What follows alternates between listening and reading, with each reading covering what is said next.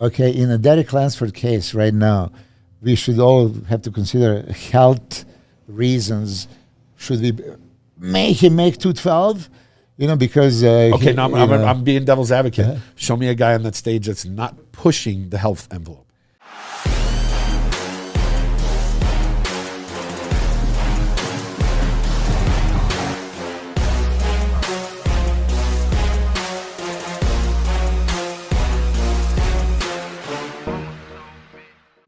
We're live. All right, so we're back, episode 40. Cutler Cast. We have our special guest, Milos Sarcev. We've actually been waiting to have you on because of your review. Everyone loves your reviews of these contests. You're a fucking internet bully.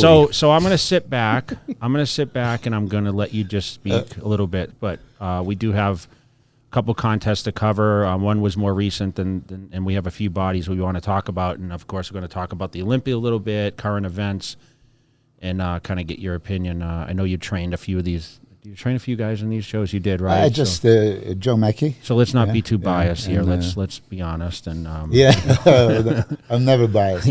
Actually, sometimes you think you're not biased, and maybe there's just something inside you that has to. If you like somebody, maybe.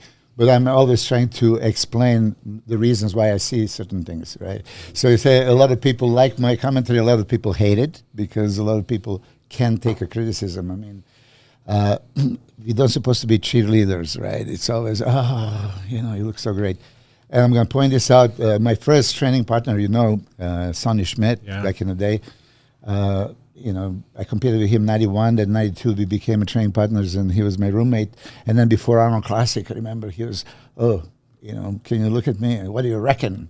So he was out of shape, and I told him, hey, man, you need to tighten up and all that stuff. And he was so pissed off because you don't tell me this like 10 days before a show. I said, so what do you want me to tell you? Oh, everybody always tell me I look great. Okay, Sonny, you look great. Okay, so by the afternoon, he comes back and says, okay, I was wrong. Okay, you tell me. Right? So do you want to know the truth so you can improve, or you just want to be a cheerleader? Some guys just can't take the criticism, and sometimes it's like they have to hear it from a few people to understand it. Yeah. I mean, me being as good as I was, from the back of the pack forward, I mean, I had a hard time taking the criticism at first, too, because you don't want to hear the bad stuff, right? Yeah. But, that's the only way to really get better. And sometimes the critics, even though it's an opinionated thing, when you hear it over and over about the same guy, and that's why we kind of wanted to get a little bit of insight. Because I feel a certain way, and it may not be what you see. Mm-hmm. But we're going to start with the Tampa Pro show, which was a few weeks ago. Yeah. There was like a lot of controversy about that show. Yeah, I understand. And look, Chris Acedo is your coach, great friend of mine, and truly expert. And he raised the issue that the Kamal, should have won, right, by all means. So I would disagree right away. There was actually, for me, no contest. Really, for me, it was no contest, just like it was in Texas. The winner was clear. Why? Akeem maybe was not as conditioned as Kamal. I mean, come on. Kamal's condition is always off the chart. It's crazy, right? So Kamal actually didn't bring his 212 conditioning exactly, because at some Olympias he was sharper than this. He tried to put this extra, 5, 6, 7, 8 pounds, and you could see, it was not the same condition. But even much better condition than Akeem, he could only beat Akeem in back double biceps, as far as I'm concerned. His cuts did not show enough to beat him in any other pose. Maybe abs, it's questionable, but abs and thighs mean abs and thighs, and one thigh of Akeem is like 2 of Kamal's. So really, when you look at conditioning and you, from the aspect of dryness, okay, the Kamal was definitely drier. Okay, was Akeem lean enough? I mean, when you carry, and you know that better than anybody, and I would ever know, when you carry so much mass and you put so much glycogen in, you're not going to get maybe necessarily same dryness like guys they're half your size. So if you look, front double biceps, crazy X frame. Let's look if they're going to put Yeah, so the big story with this is Kamal all the way to the right here, as we're looking at the screen. Yeah. He moved up from being a 212 former Mr. Olympia to go into the Open, and you can see clearly his conditioning over Akeem here, and then of course we have Quinton standing in the middle. But okay, let's clearly glutes and back definitely. We know that Akeem Williams doesn't have a ribbed back. He has a thicker skin there, and there's just not enough detail. That's his downfall right there. But look at the legs. I mean, do you see so much better condition in the hamstring and the quads, outer portion of quads now, or calves in Kamal?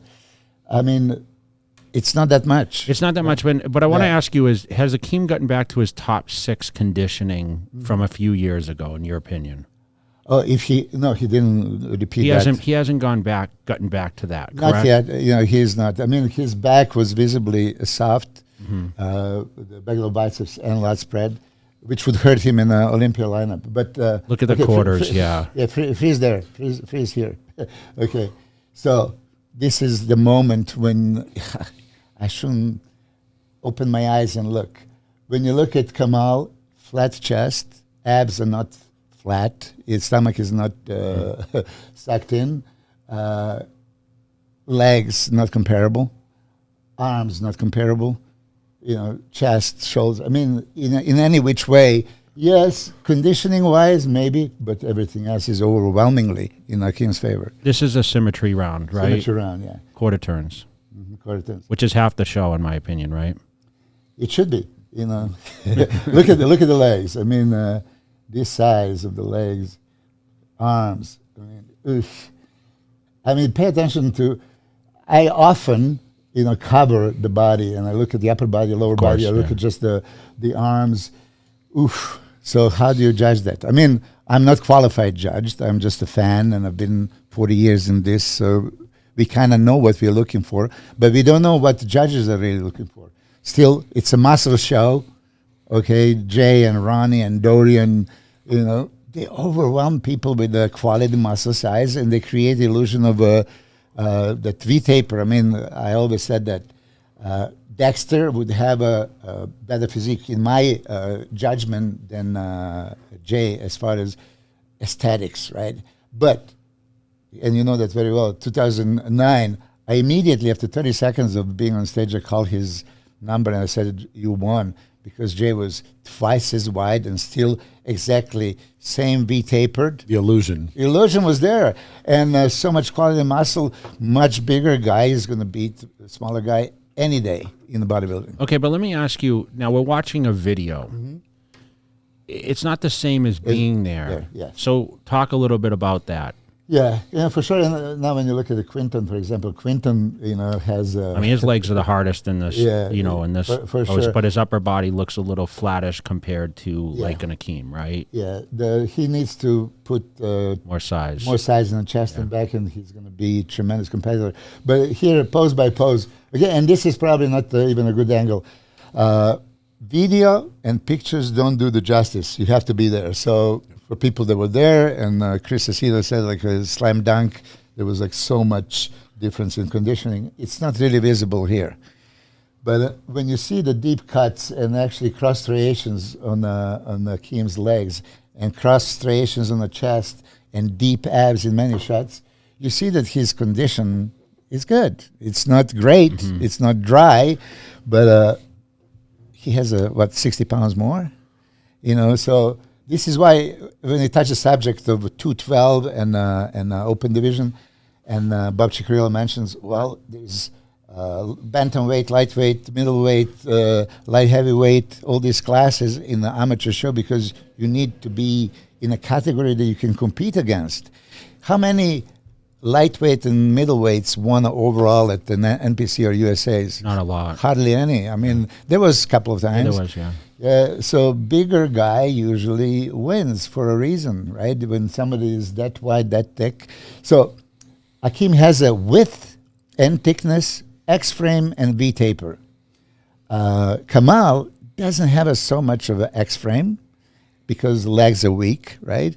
It doesn't have so much of the V-taper because the waist is a little bit wider. So this is all to consider I had. Any pose you hit, you still have a wide waist. You still have a small legs, right? So this is how I look. And then from let's do pose by pose. So Quentin's 25 years old, by the way. I thought it was 6 or 7. No, I think it's 25. Yeah. It's unbelievable. Okay, here, freeze it. Boom.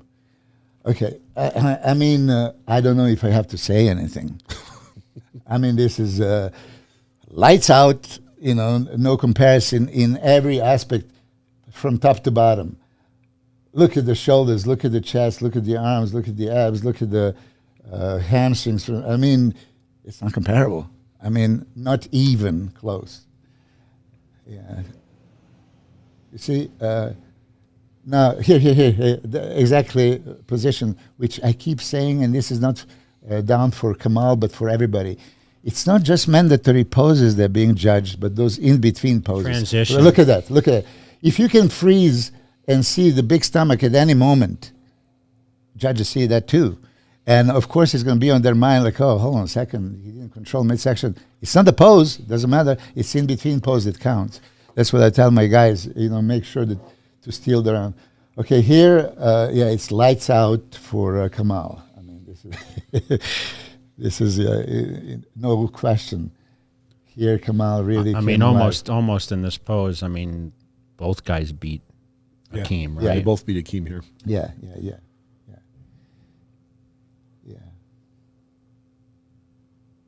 The lower lats, So here, freeze there. Better. Right.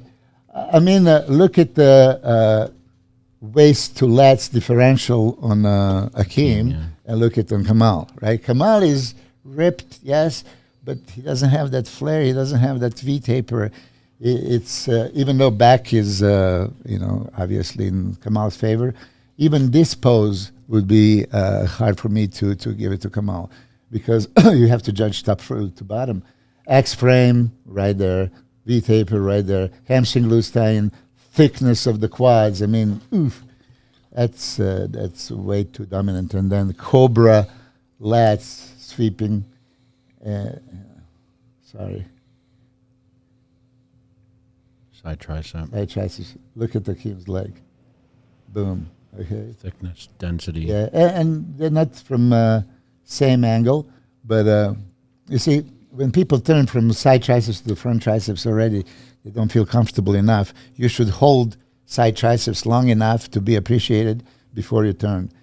But sides, triceps. Let's compare the triceps. Triceps is overwhelmingly in his favor. Okay, stop right there.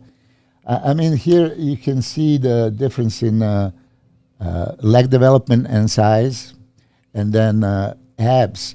I mean, Akeem has a smaller waist than Kamal, and he is taller. He's bigger.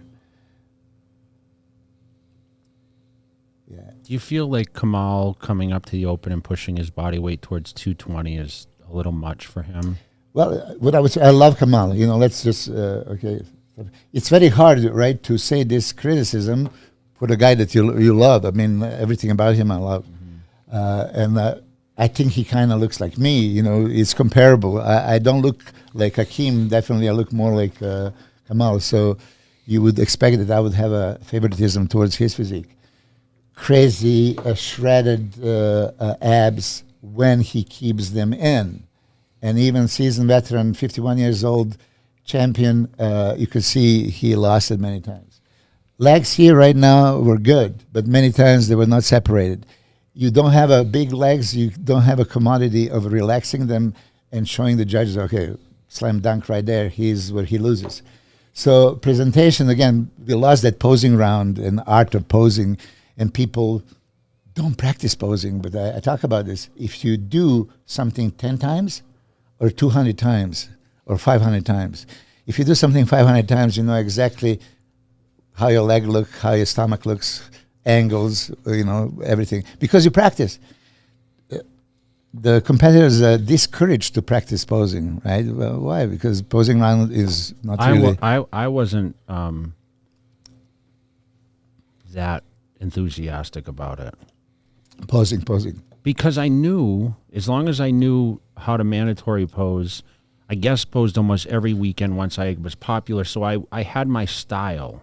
I watch you. Granted, I put out Great show. routines. No routines. You know, I had voiceovers and just for a little entertainment. But if you looked at my posing, I didn't do the Milos type poses that you put over to Dennis Wolf and Hida Tada and you know, you worked with Troy Alves, all these guys, right? Yeah. I mean, so you see, I've seen you guest pose, and I was super impressed. Oh my God, you were in crazy condition and just stage presence. You rock the crowd, and you don't maybe need to do too many poses. You just need to stand there. Like people go, oh, look at the size of this guy, the width and the muscle. So I understand. But the guys, they're competing. I told Regan, right? What's your profession? Spartans, right? yeah.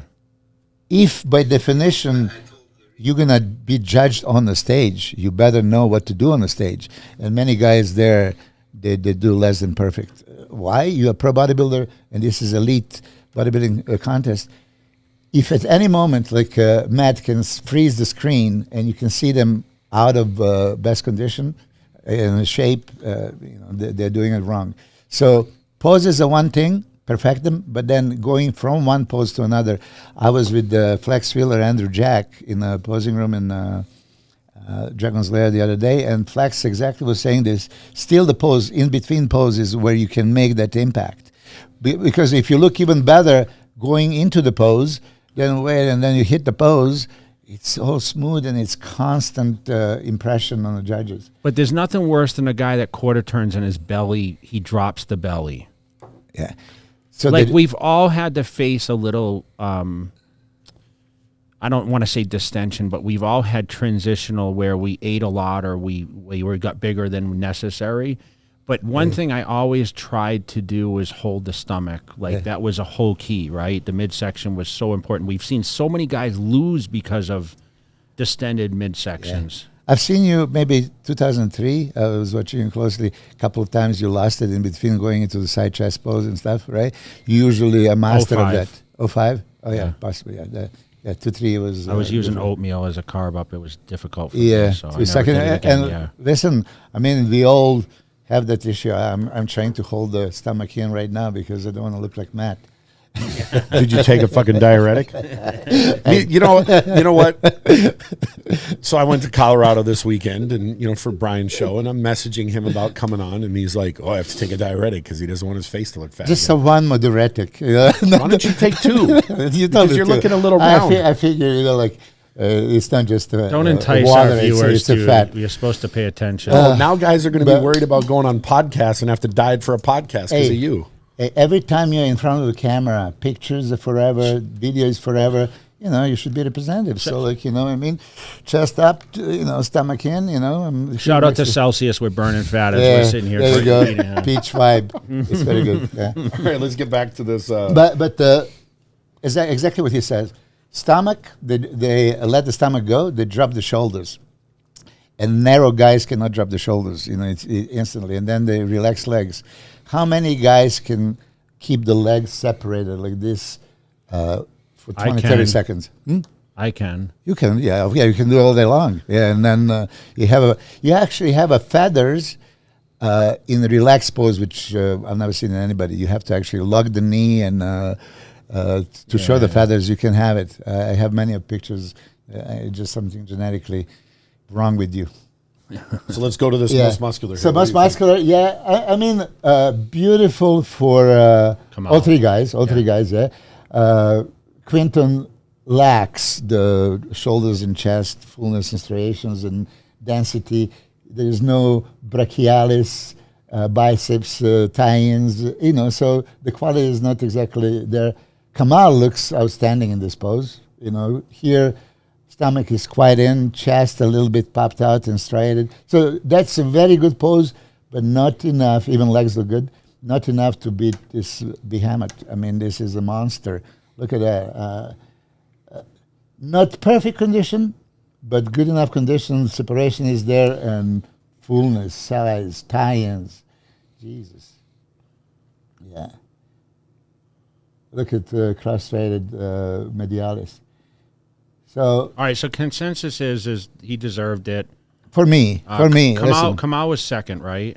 Kamal was second. And Quinton was third? Or? Quinton was third, and then I trained Joe Mackey For that show, he was fourth. Good showing for him. I mean, he's never Yeah, really very had good. that placing before or notice, right? Yes, he was, I think, very good. I think actually that if you're given a chance to be compared to them, at least be compared, that means a lot. You know? So when we heard some of the podcasts over the weekend where people were like outraged that Kamal didn't win, like what would you, both of you guys say to that? I mean, here, you know, I love Kamal. I appreciate him. I think he's great.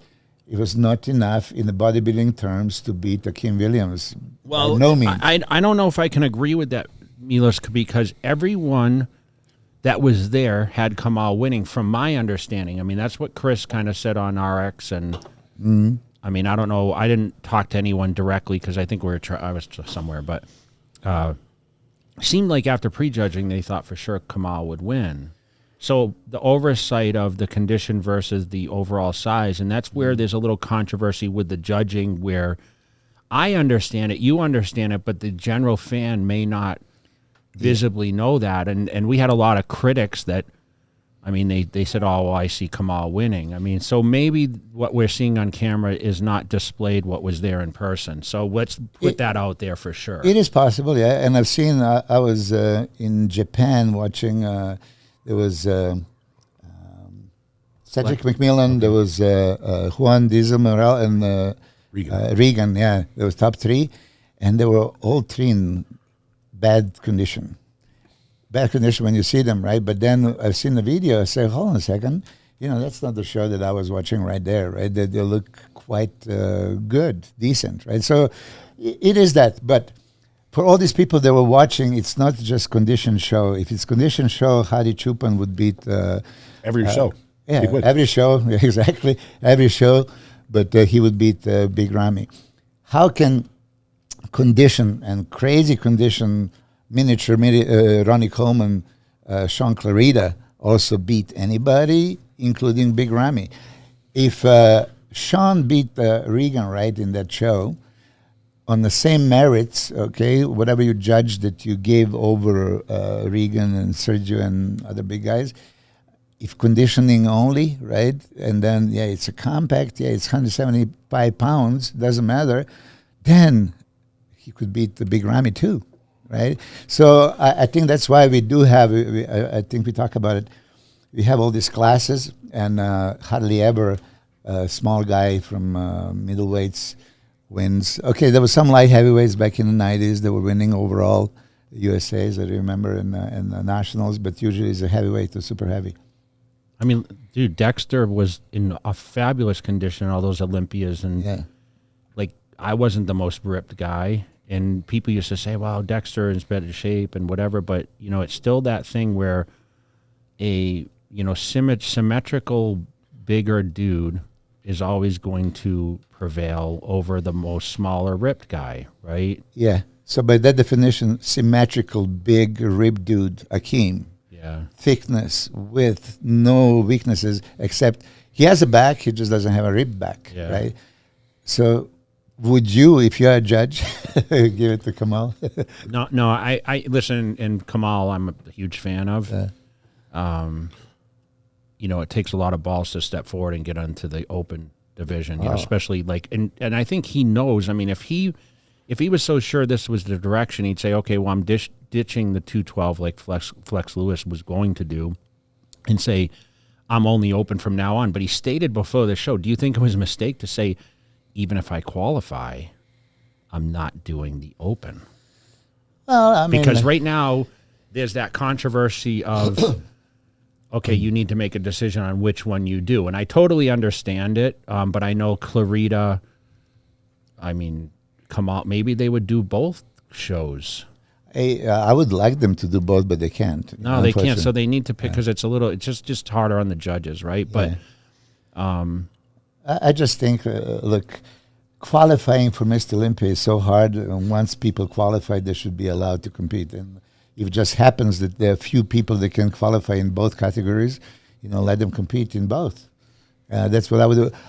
In amateur shows, I have amateur guys that enter like 5 competitions during a day, from open to classic to masters over 30, 40, 50, whatever, you know. So the same guy is on the stage in 5 shows the same day as an amateur. So this is professionals. That's what we do. That's how we earn a living. And we have rightfully qualified for Mr. Olympia. I think they should give it a chance because one show is a Friday, one is a But Saturday. think of it like this from a totally different angle. You as a coach, would you want your guy to do both? Because he's going to have to peak for one. You can't peak 4 times in 2 days. Yeah, It would be difficult, though. No, it won't be because it's during a 24 hours when you compete. It's just like any part of the day you're going to be peaked and not peaked. You know, you should be peaked all day long, right? So it's not like, oh, I'm going to lose it now and don't let me compete at this stage. I mean, we did. I don't know if you did at that time. We had a 3 days show back to back shows in Europe. No, 97. You were not on that tour. We competed every single day. You know, Hungary, 1 day, Spain, and then England. 3 days, 3 shows. Traveling around, you know, so you can't really keep your peak. But you know what I mean? And I know that I'm stepping on a foot and people hate me for it, and I've been probably warned already not to speak about. But seriously, 4 out of 6 times lightweight Mr. Olympia beat heavyweight. Only Arnold beat twice Franco Colombo. So if there is 4 out of 6, there is a possibility, right, that a lightweight guy can win. So Flex Lewis back in the day was not given a chance to go feel heat. Would he beat him? Probably not. But if he had a chance to stand next to it, you know, that's additional 5 minutes, or let's say 10 minutes. Is this 10 minutes of a wasting time, or 10 minutes of greatest entertainment anybody in the world would want to see? What if?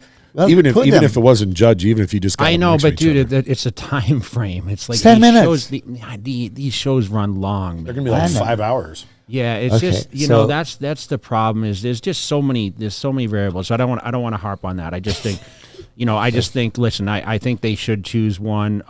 Obviously, guys are going to choose whichever suits them the best. Like the question is we can talk about that after. Is who do you think?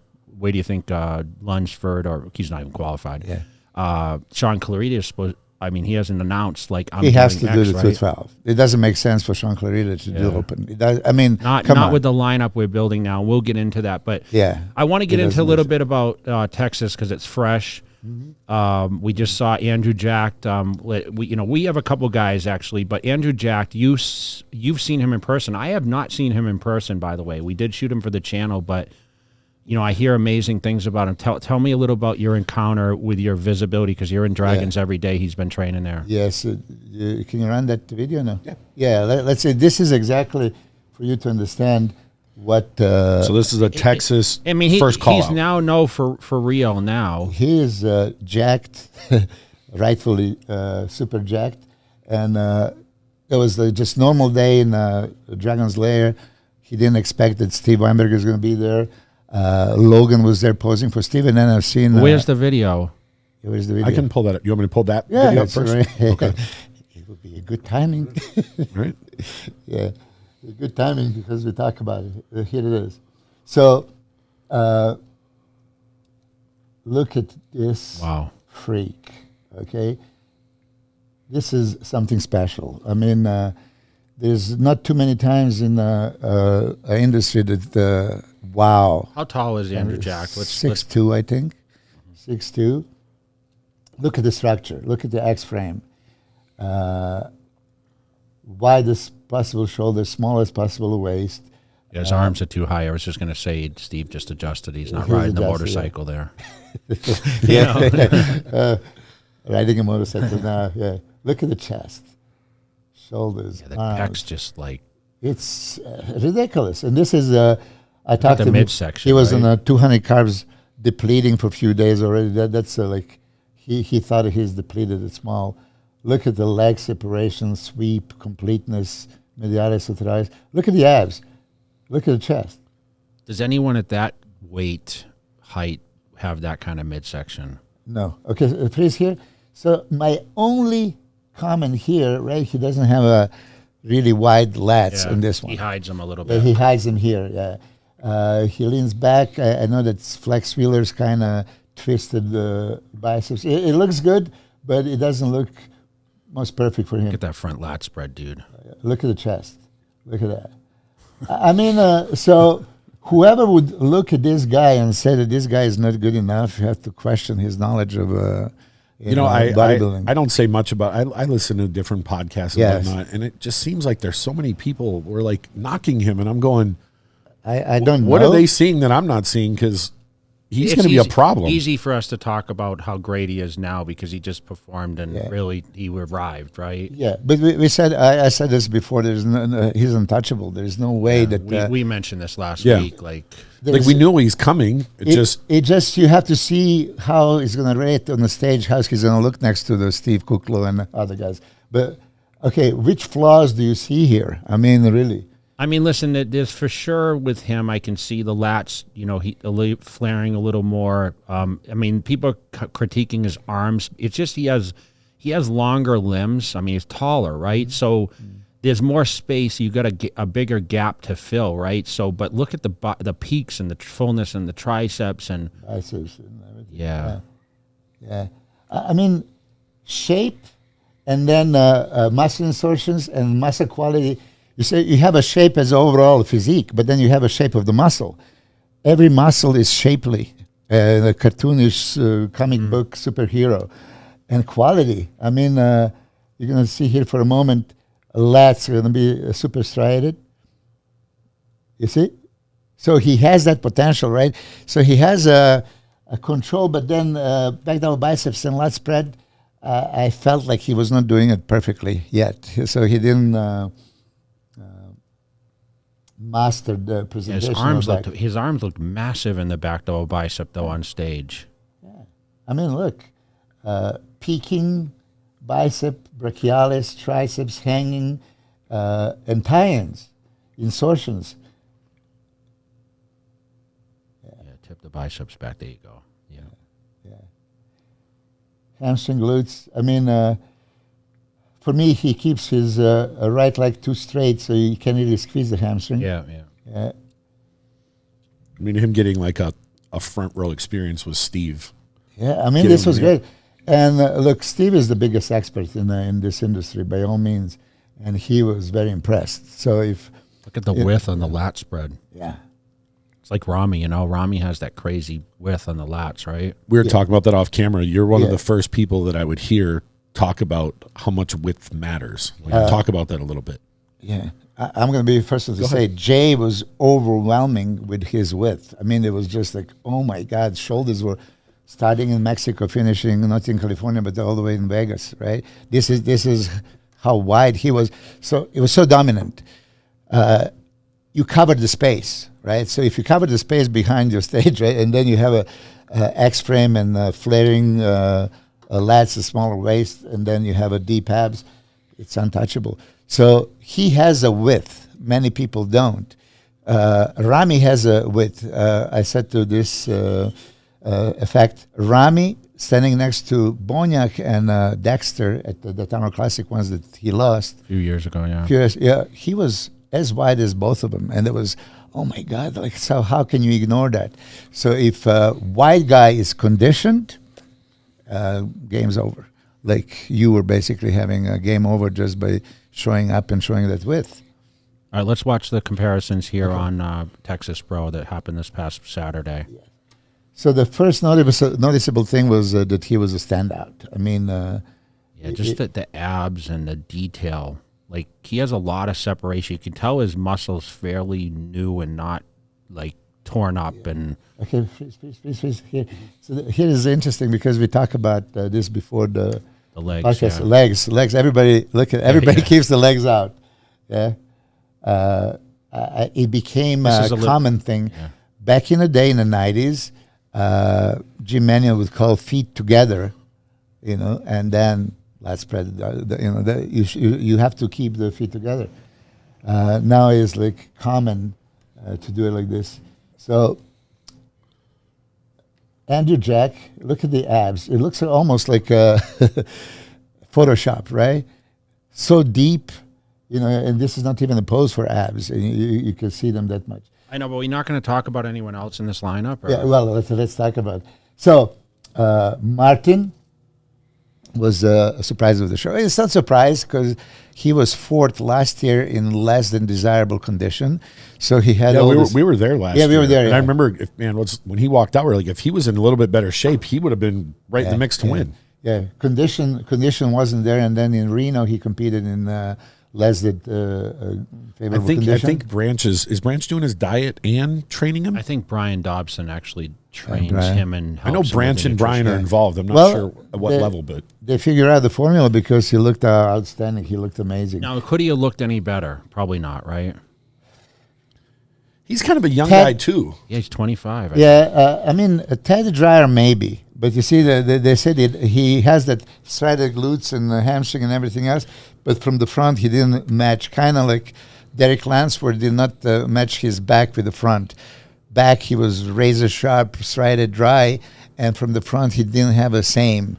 So kind of Martin needs a little bit more hardness, in front. All right, looks like Quinton's improved here. I mean, obviously Kamal in the end. We have Kukla, who is kind of the most spoken about guy in this show. He's normally the biggest guy on stage, but not necessarily the case. I mean, him and Jack look about the same height. And then who is all the way to the right on the end? I'm not sure who that is. It's Big Bundy. I don't know his name exactly. He's big too. Yeah, he's big, and he was in condition. I mean, he made the top 6. Obviously, he's great. That was a tough lineup, a tough show. There was 10 guys easily in a great condition. All these guys look tremendous, in my opinion. Yeah, they all start nailing it. And Quinton looks much improved from the week prior, don't you think? Yeah, fuller, better. Dry is very good condition. It's just now. Even if you have a dry muscle, if muscle is not striated, you're not going to show striations because you don't have it. I mean, in this pose, dude. I mean, look at Quinton. I mean, he looks pretty impressive. He angled himself perfectly. I think that also Chris Cormier worked on his posing. So you need to know how to get the most out of it. I don't know exactly how you did. Side chest, did you turn more? I would always cheat and turn more because if upstairs shoulders are widened and the small waist, you create the illusion of the size. So I was smaller girl, so I always have to do that. And all of them did very good. Okay, here, back down bicep. Obviously, Kamal is razor sharp, a little bit too... These guys are fighting on stage. I mean, spread them out. I mean... It's hard to fit 6 guys and then hit the big old biceps. All of them look pretty good, obviously. Kamal looks ridiculous. I still see Andrew Jack. It's just too much to look at. Like, it's hard to look at the other guys when you have an Andrew Jack on stage, right? This is notion exactly. But by the way, let me just digress because I forgot to say about Tampa. I was talking to Chris Cormier and Dennis and Chris were at the Tampa show, and they saw Kamal winning, right? So I said, oh, guys, I don't see it. And then I send them tons of pictures on a chat. And then say, wait a minute. When they see the pictures, Akeem looked like a clear winner. But... as they were there, they saw Kamal winning. So now here, again, we're just looking at the screen. Immediately when I talked to Dennis, he goes, oh, it's just stand out. All the eyes go to Andrew Jack. He win hands down. I say, that's exactly, for me, there was no contest here. It was Andrew, and then, okay, let's look for a second place. Even though they said it was between him and Martin, I said, no, it was more between Martin and Steve for second and third. And Jack was clearly a winner. It just is catches Kamal your eye. just outsized here too much? Outsized? Yeah. Outsized. I mean, he beat Quinton, right? And that's also, that questionable. Questionable. Could it go either way? Yes. I mean, Quinton has a beautiful shape, structure, good condition. Yeah, he didn't have upstairs as much, but he had a better V-taper. He had a way better legs, so there was the argument for Quinton possibly beating Kamal. Okay, Steve, I said that he is big, he is wide, covers a lot of place, but he just doesn't have that deep separation, not from the back, not from the front. Abs are shallow, so when somebody has a deep abs like Andrew Jack, it's very visible, and then creates illusion of actually even better conditioning. It might not be, but it looks like it. And then from the back, Steve also doesn't have that striated lats and a lot of detail. So they're the poses that he can lose. Why does everyone do a front side tricep pose now? I've never done that ever. Because you look great in the side triceps. Just freeze for a second. Because you look great in the side triceps. That's one of your... I know, but it wasn't a common thing for us. Did anyone in our time do a front? No, we all did the side. That at the very end we would turn. But listen, that front triceps kind of look like most muscular.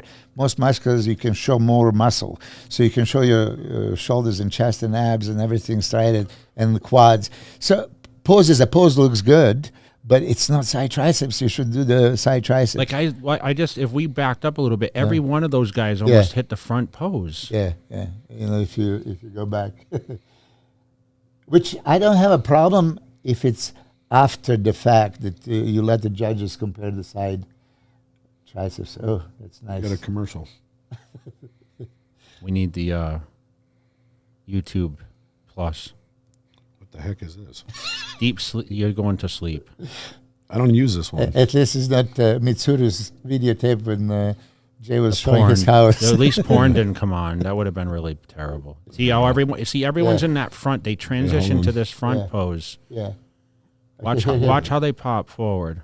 Yeah. See? Yeah. So that every single one of them did that. The front. It almost like they look down the line and like, oh, I'm going to do this one too. And then ab shot. Okay, now. Yeah, the confidence of Andrew Jack is just out of this world, right? I mean, when he really puts the pressure on those legs, man, there's a lot of detail there. Look at the depth of the abs. Look at the quads, and the flatness of the stomach, So, yeah, actually, many guys here, they all look good. Big Bandy over there on the side. Yeah, he's got some big quads too, huh? Yeah.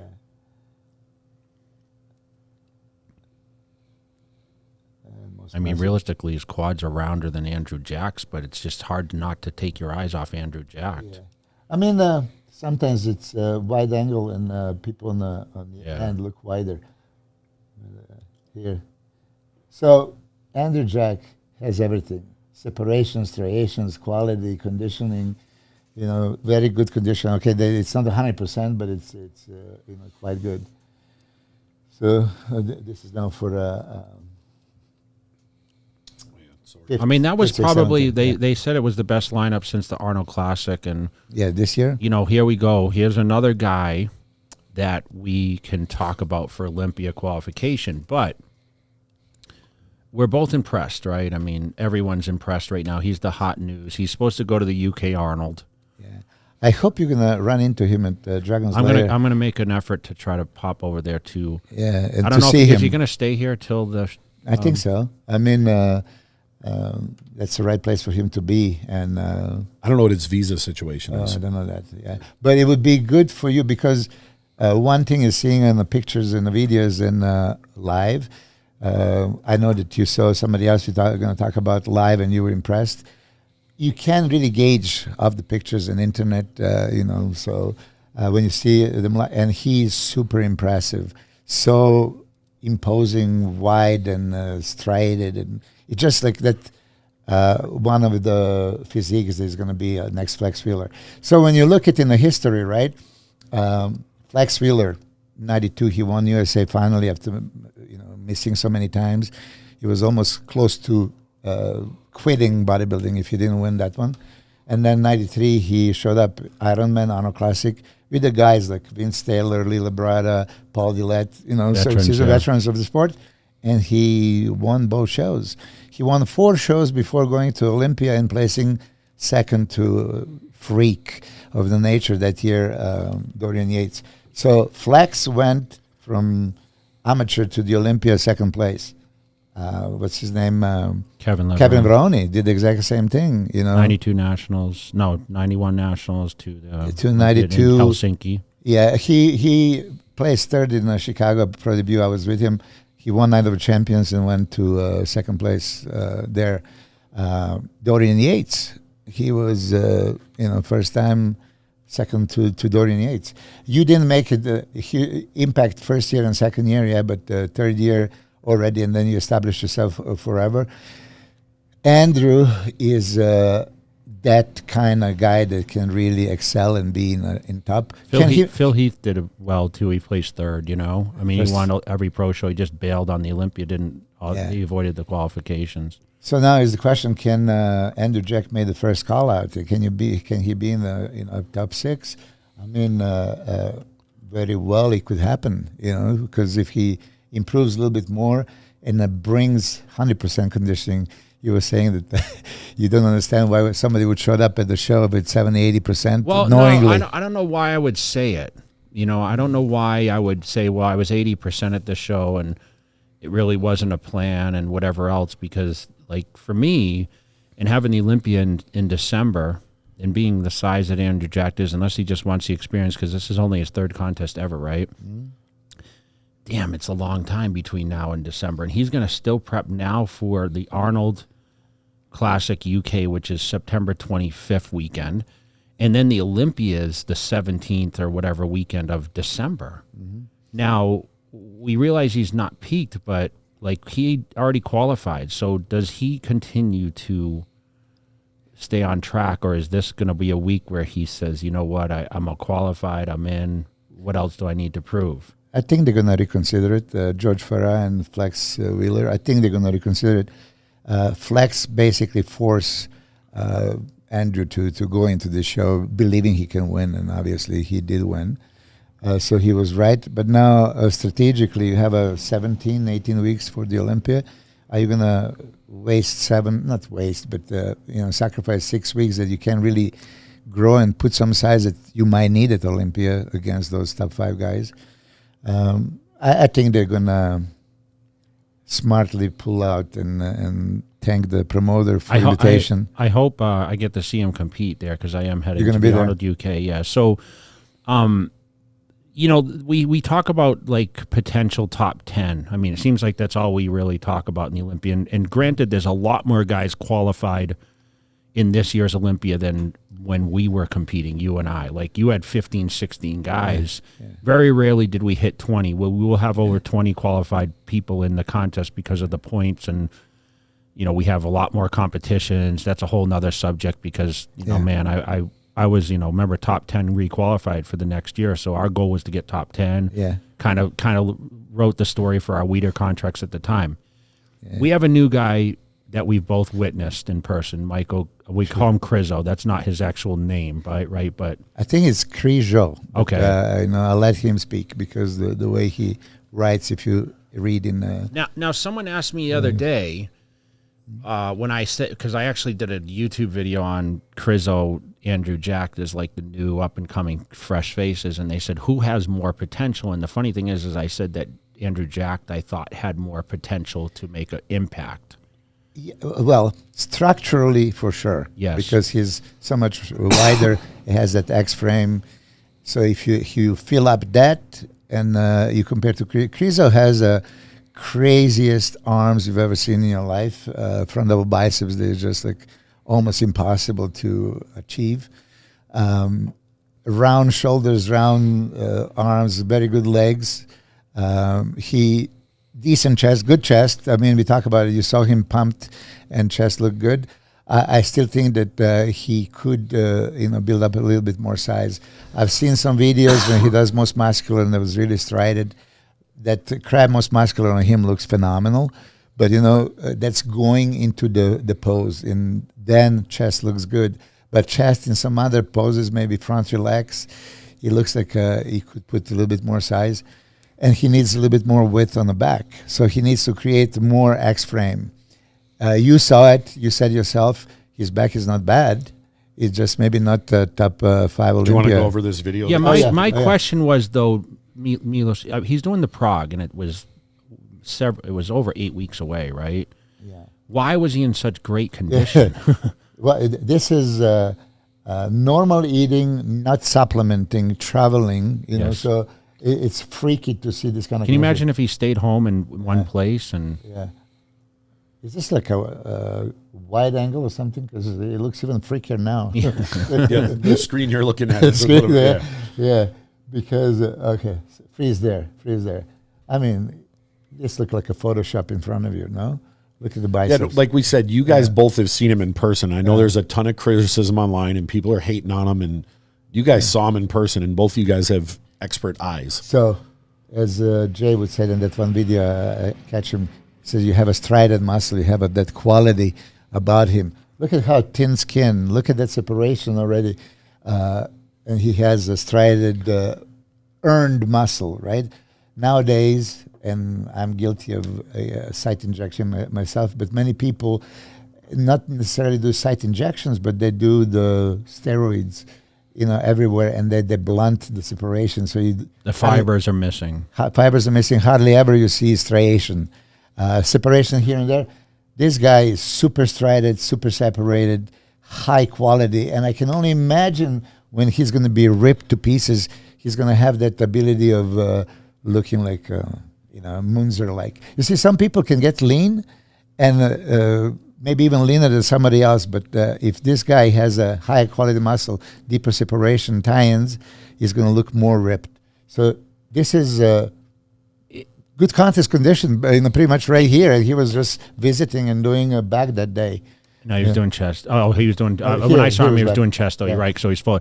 What I actually said in my video is like when I told his trainer, I said you don't see the fibers like this anymore. It was exactly what Milos just said, because like when he did his like side tricep, you're gonna see like the shoulder fibers and all that. Like that, we haven't seen a lot of that. I compare Phil Heath when I say that, because Phil just had the tie-ins and the thinner skin, right? Yeah. Okay, so here. This is the only thing. Can he expand that rib cage and widen the lats and be wider in this pose? This is going to be making or breaking, because here everything he can compare to anybody. But there is a lot of people like Brandon Curry and some other guys that would open up and be Andrew Jack would have a greater V taper than this. But look at just in between poses. Look at the quality. Boom. Freeze there. Yeah, come on. When people are like, oh, he's not that good, I mean. This is as good as it gets. And here I have to eat my words. Like his chest looks good, right? It just, for me, projecting everything is so exceptional. So if chest is as exceptional as his shoulders and arms, and be a little bit more fuller, then it's going to be, lights out. Show is over. Hamstring, glutes, quads, calves, everything is there, right? I want to see better abs, especially like lower abs, to make a little deeper, and maybe work on intercostals to get the crazy detail. But look at the condition of traveler, not eating, not supplementing. This is a true condition. What about the front delts? Yeah, ridiculous. Look at the side that's striated in this pose. Traps, you can see feathering. Look at the hamstring glute tie-in. Some people are making comments about the glutes are bad, the glutes are non-existent. I know that you hate the glute show. There is no glute show. Well, Nasser didn't have really huge glutes either, right? Yeah. I mean, Flexfield never had it. I never had a single striation. And this is what, 8 weeks out? This is like, completely off vacation out. No, but I think he's supposed to do Prague amateur, try to get the pro card, right? I actually heard that amateur Prague would not qualify you. When I talked to even Dennis, it's like, look, amateur Prague is not going to be pro qualifier, so he's going to have to do something else, maybe Dennis show, to qualify and then go to the Prague. Oh, I thought he could. Oh, so it's not That's a what I thought qualifier also. to get a pro card? Is there two Prague shows? Because there's another Prague show in October, I thought. But maybe that's just a women's. Yeah, you're right, because some of my guys He gonna told me he was compete. doing Prague, I think, is what he told me. Yeah, I was kind of confused. So with that. I'm not I would 100% assume sure. that it's a pro I think that's the one. qualifier. That's Prague October. That's that show. The last weekend in Yeah. October, there's Yeah. a Prague show. That's the one. And that's Okay. a pro qualifier? The It's a pro show. I don't know. Amateur is not pro qualifier, but pro is Olympic qualifier. Yeah. So he's going to have to turn pro somewhere else. Then he'll do that Yeah. show. Okay. That makes sense then. Yeah, and for sure, he's not going to get the invitation. I mean, it doesn't make sense for him to get. No, the he's invitation. got it. He'll earn it. He has to earn it. Yeah. But for anybody questioning, I mean, how can you possibly question? Okay, so where does he stand on Olympia stage if he qualifies and shows up? We still have to wait to see him compared to these other guys, right? I mean, lat spread's there. I mean, he's just got to practice his posing some more, right? Yeah, I mean here, I don't know if it's wide angle, but here he looks super wide. You're seeing the wide angle. It's a little different than what I'm seeing here. I noticed that he need to bring up his back width and thickness. Lower lat insertions are there, so the complete the package is there. He just need to fill it up and widen it. I kind of mentioned to his coach, I would do a lot of pullovers and stretching. He has to have full stretched and then shortened. Look at that! Look at this pose. I mean, that's Jay Cutler pose. Here it is. I mean, Bigger arms for sure. I'm not, like, Jesus. I And said, shoulders. I'm Look not at- understanding, and maybe someone else can tell me, but where are all these people saying this guy is shit and he's not going to do well? Like, am I missing something here? Because he looks great to me. Well, they're not looking at a wide angle computer. Well, I'm looking at it different than what you guys are. I'm not looking at this. I'm But looking here, look, top to bottom. Okay, let's go from bottom. Crazy calves. Look at the tie-in, hanging hamstring and glute hamstring tie-in, sweeping quads. You can see flat stomach. Flat stomach. Flat stomach. Maybe not as deep abs. That's why I said maybe you can improve that. Good chest. I still said I would like to see more chest to be top Olympia contender right away. Shoulders, arms are off the chart. This is ridiculous. Forearms, you can see just like Flex Lewis. So you have a visitor. They'll be all right. Okay. So here, stop right there. Yeah, so as I said, upper abs are deep. Lower abs need to be deepened. And then there is a way how in this pose, if you think about making your waist smaller, you first squeeze it in and then you flex the abs. This little technique. A lot of people don't pull out the lats in this pose. I mean, Flex Wheeler, for example, he had a great abs, but there was no flare. So there is a way that you can focus on. Check at the door for us, will you please? Find out before they rip the door open. Yeah, I mean, this is where you can definitely see that the stomach, he definitely could use a little more work on the midsection, right? Mm-hmm. That's for sure. Yeah. But look at the legs. Yeah, sartorius, medialis, sartorius, everything is there. Yeah, he is super dangerous as is right now. Okay, and now look at the most muscular. This high quality, thin skin, zero fat already. Stop right there. Mm-hmm. Holy shit. Yeah. That's as good as anyone in the game. Yeah. Yeah. So when I say maybe he needs a bigger chest, maybe I'm a little, under the influence of alcohol. No, just seeing him and seeing Andrew Jack come up, like one of these guys are going to hurt some big name's feelings. It's going to happen. And I'm sure I'll get flamed for that, but it's going to happen. A big name is going to lose to one, if not both of these guys. So this pose, he can stand next to anyone. Anyone. And he's going to be a trouble. Yes. Because everything was perfect. That's a lights out most muscle. Striated chest, super full round. And how much shoulders. crazier is he going to look when he's in super condition? Super condition. And let's see the crab most muscular. That's even more impressive.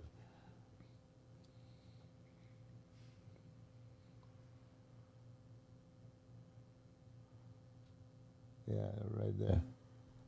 Remember Roland Sherlock? Remember Yeah. his most Yeah. muscular? Does that remind you a little bit With of that? the With strided exercise? traps and It's just much bigger than Roland. Yeah, I yeah. competed with Roland. Many times, so yeah. I've never met him. How tall is he? He? Yeah. 186 centimeters. which is what, 6'1.5". So he's a Yeah, big guy too. he's a big guy too. So no, this definitely. year, if you're looking at some of the top guys, there's going to be a good amount of people that are around 6 foot or taller, Yeah. which we haven't had in a long time. Long time. Wait here. This is exactly what Jay noticed, and he said to his coach, look at this muscle quality. Look at this striations all over the place. I mean, this is bodybuilding. This is the beauty. So when somebody as monstrous and big as he displays this kind of quality, it cannot be ignored. And Steve Weinberger was also very impressed with him. So when both of you guys, when you see this, is he a guy that I'm assuming he's going to turn pro and he's going to win a pro show? Is this someone that could be in the first call out? Possibly.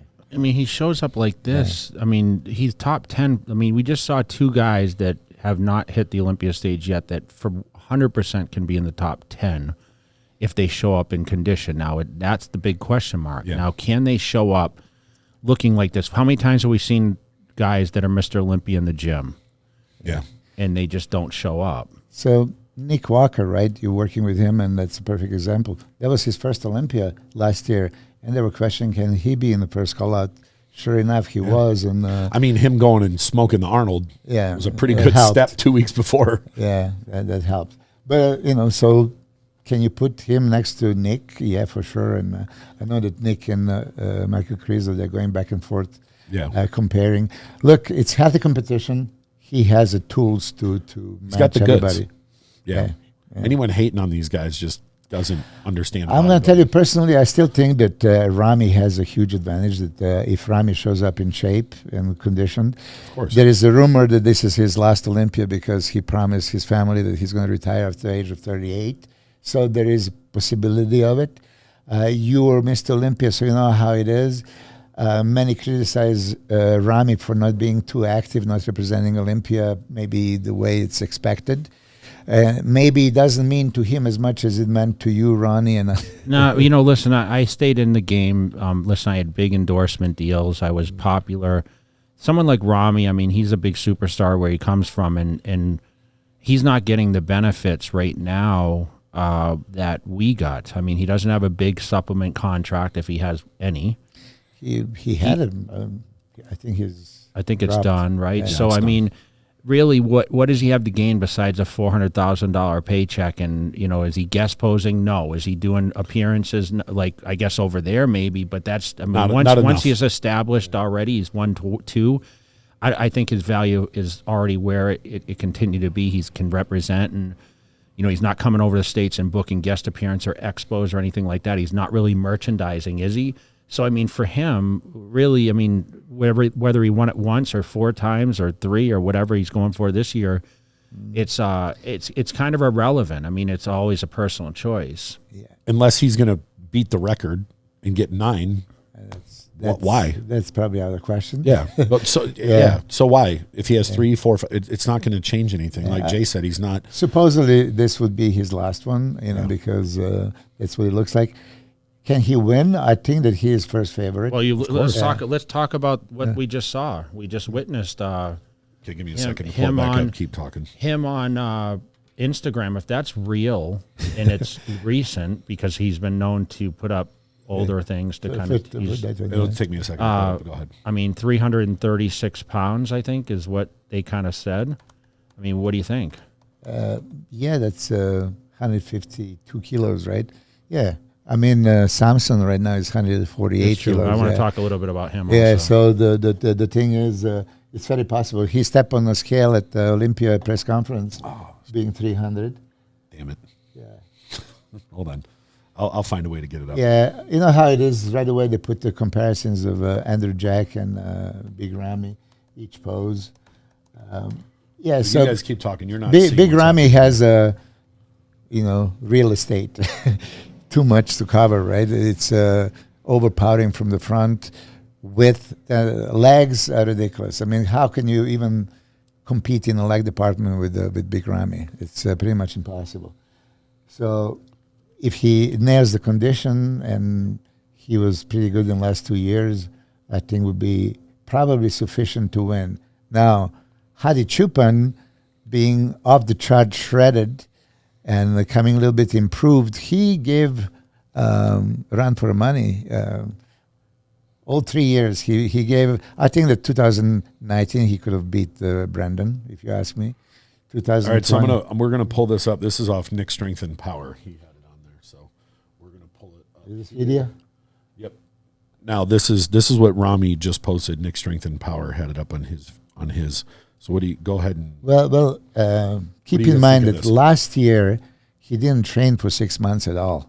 So Chad and Dennis said that after winning for 6 months he didn't put the foot in the gym. So this time supposedly he was training a little bit earlier, and it's still big Rami genetics that he can grow indefinitely. It looks like his arms are back up to where they were in the past, because I know his arms people said they were downsized a little. It looks like he got it back. So here, if you freeze that one, there's a I crazy think this is the day taper. he was pumped up doing arms, I think, though, right? Didn't they have an arm training video around this? Sure. It's frozen right now. Yeah, look at the V-taper. So when you can do the front double and your lats are flaring like this, that's overwhelming. I mean, this is how you're supposed to look. So that's where, stop here. That's where maybe he beats Andrew Jack, convincingly because of that width. Brandon Curry The front is lat very spread's good. pretty impressive, too. I don't know if he hit one here, though, but look at the density, It's just, we talk about maturity, and, I mean, he's got it all, right? Yeah. He's not even showing What his is he, legs. 330 plus? He's at 336, I think. Yeah. And again, he's not short.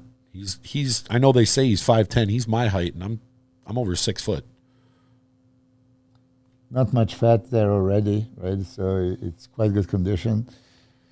As I say, winter is coming, so he's announcing the, ice age. Yeah. Super flat stomach. This is what is great about him. I mean, we're seeing this most muscular, but we're seeing shorts. I mean, with the legs, the way the sweep is, I mean, it just makes his waist illusion look so much smaller. So I think this changed everyone's perception, and now we kind of looking like it came at the right time, because we're talking about all these guys coming to the Olympia stage, and can they overwhelm Rami? No one's overwhelming Rami. If he comes in shape, it's number 3 is in the bag for him. If he comes in shape, yes. Yeah. With danger coming from Hadi, because Hadi is that consistent, and you see him Too small to beat Rami, though. When we talk about that width, because Rami is so big, pull out some old videos and actually a lot spread of him doing next to Hadi, and Hadi, surprisingly, it's like, hold on a second, he was almost just smaller, but he had that width. It's very, very comparable. Okay. Hold on one second. I don't know. I have no idea what this. It just shows top.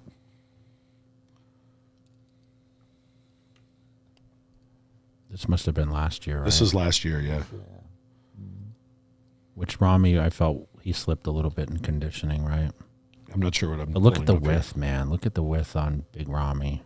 Yeah, it's still super noticeable. I mean, what do you say, biker? What do you call it? Motorcycle. Motorcycle. I don't like it. I think they should keep it down. Yeah, but this is where Brandon in quarter turns is just wow. Not just quarter turns, but all the side poses. He looks fucking. Look at Brandon Curry in this. Yeah. Side chest, side triceps. Also, I think he possibly beat Rami.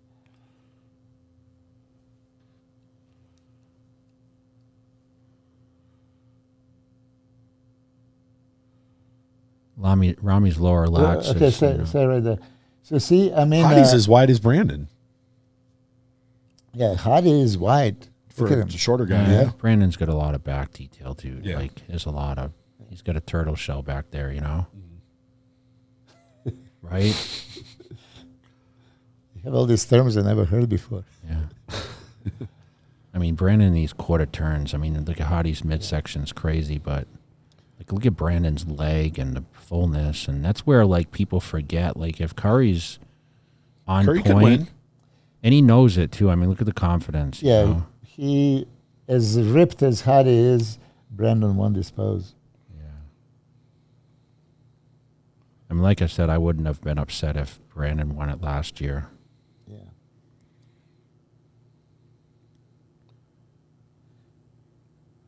Yeah. Just a lot to look at between these guys. I mean, this is where we can talk about threats, but when you look at the top three from last year, man, it's just a lot of quality, and people forget, you know, it's like what's in front of you today is not always, people forget real quick, right? I see this top three being top three this year too. Yeah. Yeah. I mean, It'll be hard. that'd be 3 years in a row, dude. Yeah. Yeah. Well, no, the Phil Heath beat Oh, yeah, that's right. Hadi last time. Yeah. I just got out of this, so it's just Yeah. talking again. I mean, this look at Hadi in the front leg spread. I mean, that's a wide guy, wide. You know, so he can create enough illusion to be compared. He's going to have a much more striations. Do you think? And we're going to talk Andrew Jack now, just because Michael hasn't turned pro yet, so that's just a hypothetical. But Andrew's going to be on this stage. Is he someone that could leapfrog some of these other guys and be right in here? Yeah, you see, probably he still doesn't have enough thickness, muscle mass, as stupid as that sounds, for that height, 6'2", right? He would probably still need to pack a little bit more muscle to be compared and competitive. So if he doesn't do any other shows, he's still got 4 months. Yeah, like he could hypothetically put on He a could. decent amount of muscle before then. He could. I mean, seeing him in person, it's so impressive. So seeing him in person on the stage, I can't wait. Because I don't think you see that Brandon is much bigger, thicker than him. Brandon has a more turtle shell back, has a crazy V-taper. But Andrew is just as wide or wider, and Andrew can actually get the better quality. He has a potential to be more strided and more polished. Brandon, as good as he is even here, right? It's never a super strided chest, super strided shoulders and back. There's no feathers in the quads. You know, there is a still that missing a little bit of polishment. You miss the old days? Do I miss the 1990s? Of course. Yeah. You talk about the Olympia, right? How many people? 97, there was only 13 guys. 13. There's gonna be over 30 this year. I remember I was 15 out of 16 in 99. Yeah. And then The time I beat you. yeah. Let's just make sure. That's you know what? I think you need to put that on your Instagram. Yeah, I because- beat Jay Cutler. No, there's some asshole from Serbia. He's like, oh my God, you're such a liar. You said you beat Jay Cutler and Ronnie Coleman. I beat Ronnie like 7 times back in the day. And so they mentioned how many times. Yeah, I beat you know, it's hard to, you know, we're 20 years later, right? Yeah. And, you know, we're still talking about the 1990s, but no one talks about the 80s or the 70s. Yeah. I mean, why are we still talking about, you know, what it is? Well, you see, 70s and 80s was still not publicized that much. I think that. Only some still pictures. Yeah. I mean, Arnold is Arnold. Arnold is still the most photographed person and the bodybuilder that was the most covers and most recognized for sure. But there was, I mean, how many video footages you have from back then? None, yeah. None, yeah. And So I'm gonna put this up real quick just so everyone can see. So this right now is Andrew Jack's not even on there, is he? not even on there yet, but this right now is the actual Plus Olympia points. qualification list plus points. So these are the people that are qualified. 1, 2, 3, 4. You know what? 5, People are 6. forgetting about Nathan Diasha when we talk about these top 6. What do you think? yeah, he could very well be in. So there's 23 people plus Andrew Jack, 24, and plus the top 3 in points. So technically, right now there's 27 people qualified, Yeah. and there's still 2-3 Prague. shows. No, more than 2 or 3. There's still Prague. There's one in Spain. There's 2 in Italy. There's a Dubai Pro Show. There's the Arnold UK. Dubai is not open. I thought it is. It's not for this year. Oh, it isn't? Yeah. I think Okay. it is Yeah. a cutoff. So What's the there's- cutoff show? That's the question. The Spain one is the last one, but there's still Romania. Yeah. There's still a good 6 or 7 But Romania shows. is for next year. From what I asked, I called and No, asked. that's what Regan won last year to qualify. Yeah, right?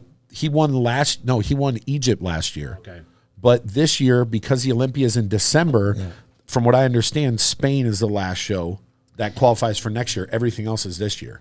But you see, Either way, there's going to be 30 guys on the stage. the way I look at it, before there was a top 3 from any show qualifying, and now they put only winner. So they figure, let's have this point system and have more guys.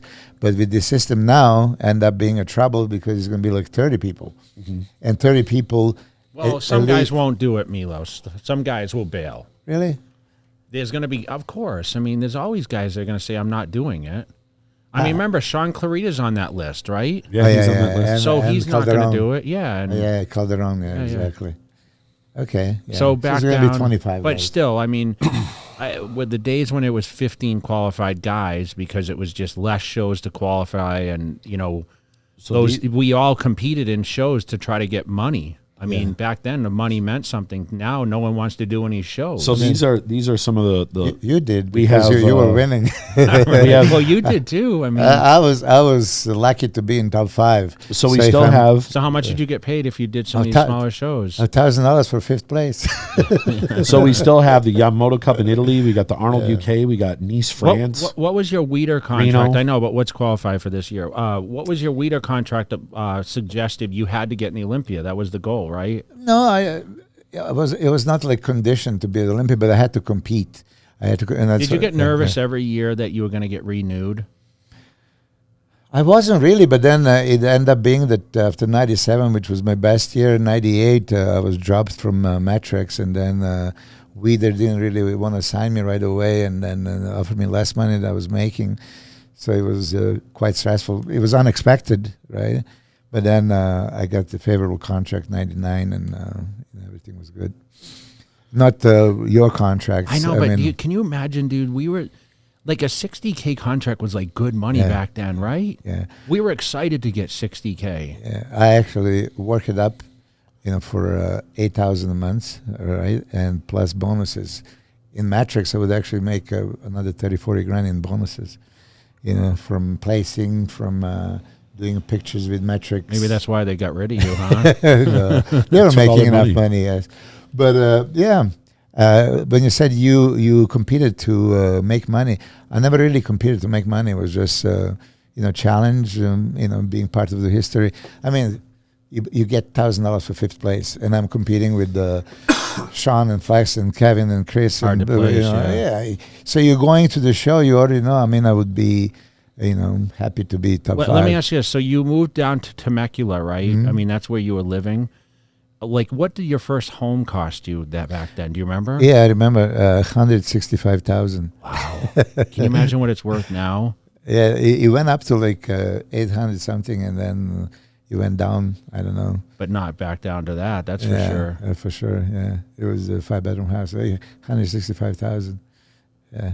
And you were able to buy that with your contracts. Yeah, And because look, I'm a foreigner coming to the United States. I didn't have a real remember, job. Yeah, so when I get the contract, then you can show something, and then it was. you drove a easy. BMW at the time. You always Yeah, drove always, nice yeah. cars, right? Yeah, I mean, I was, commuting a lot, so you better have a good car if you're going to spend most of the day in the car. Motorcycle. I had it, but I was terrified to. I had a Sportster, Yeah. Harley Davidson show bike, and I drove it from San Diego to Temecula. But one of my best friends, Spar Wilcox, died in a motorcycle crash, and actually seeing him first, he was in a hospital and Scared you. Yeah, brain dead. So like because it can be one quick mistake and that's it. I'm actually heading to San Diego tomorrow. I'm actually going to train at your old stomping grounds out there at the gym, Yeah. the World Gym. So I'm going to stay for a couple of days. We're going to go to the zoo and kind of a Zoo? We're going to go to the zoo. Really? Yeah. I just thought of Jerry Maguire right there. Fucking zoo's closed. Yeah.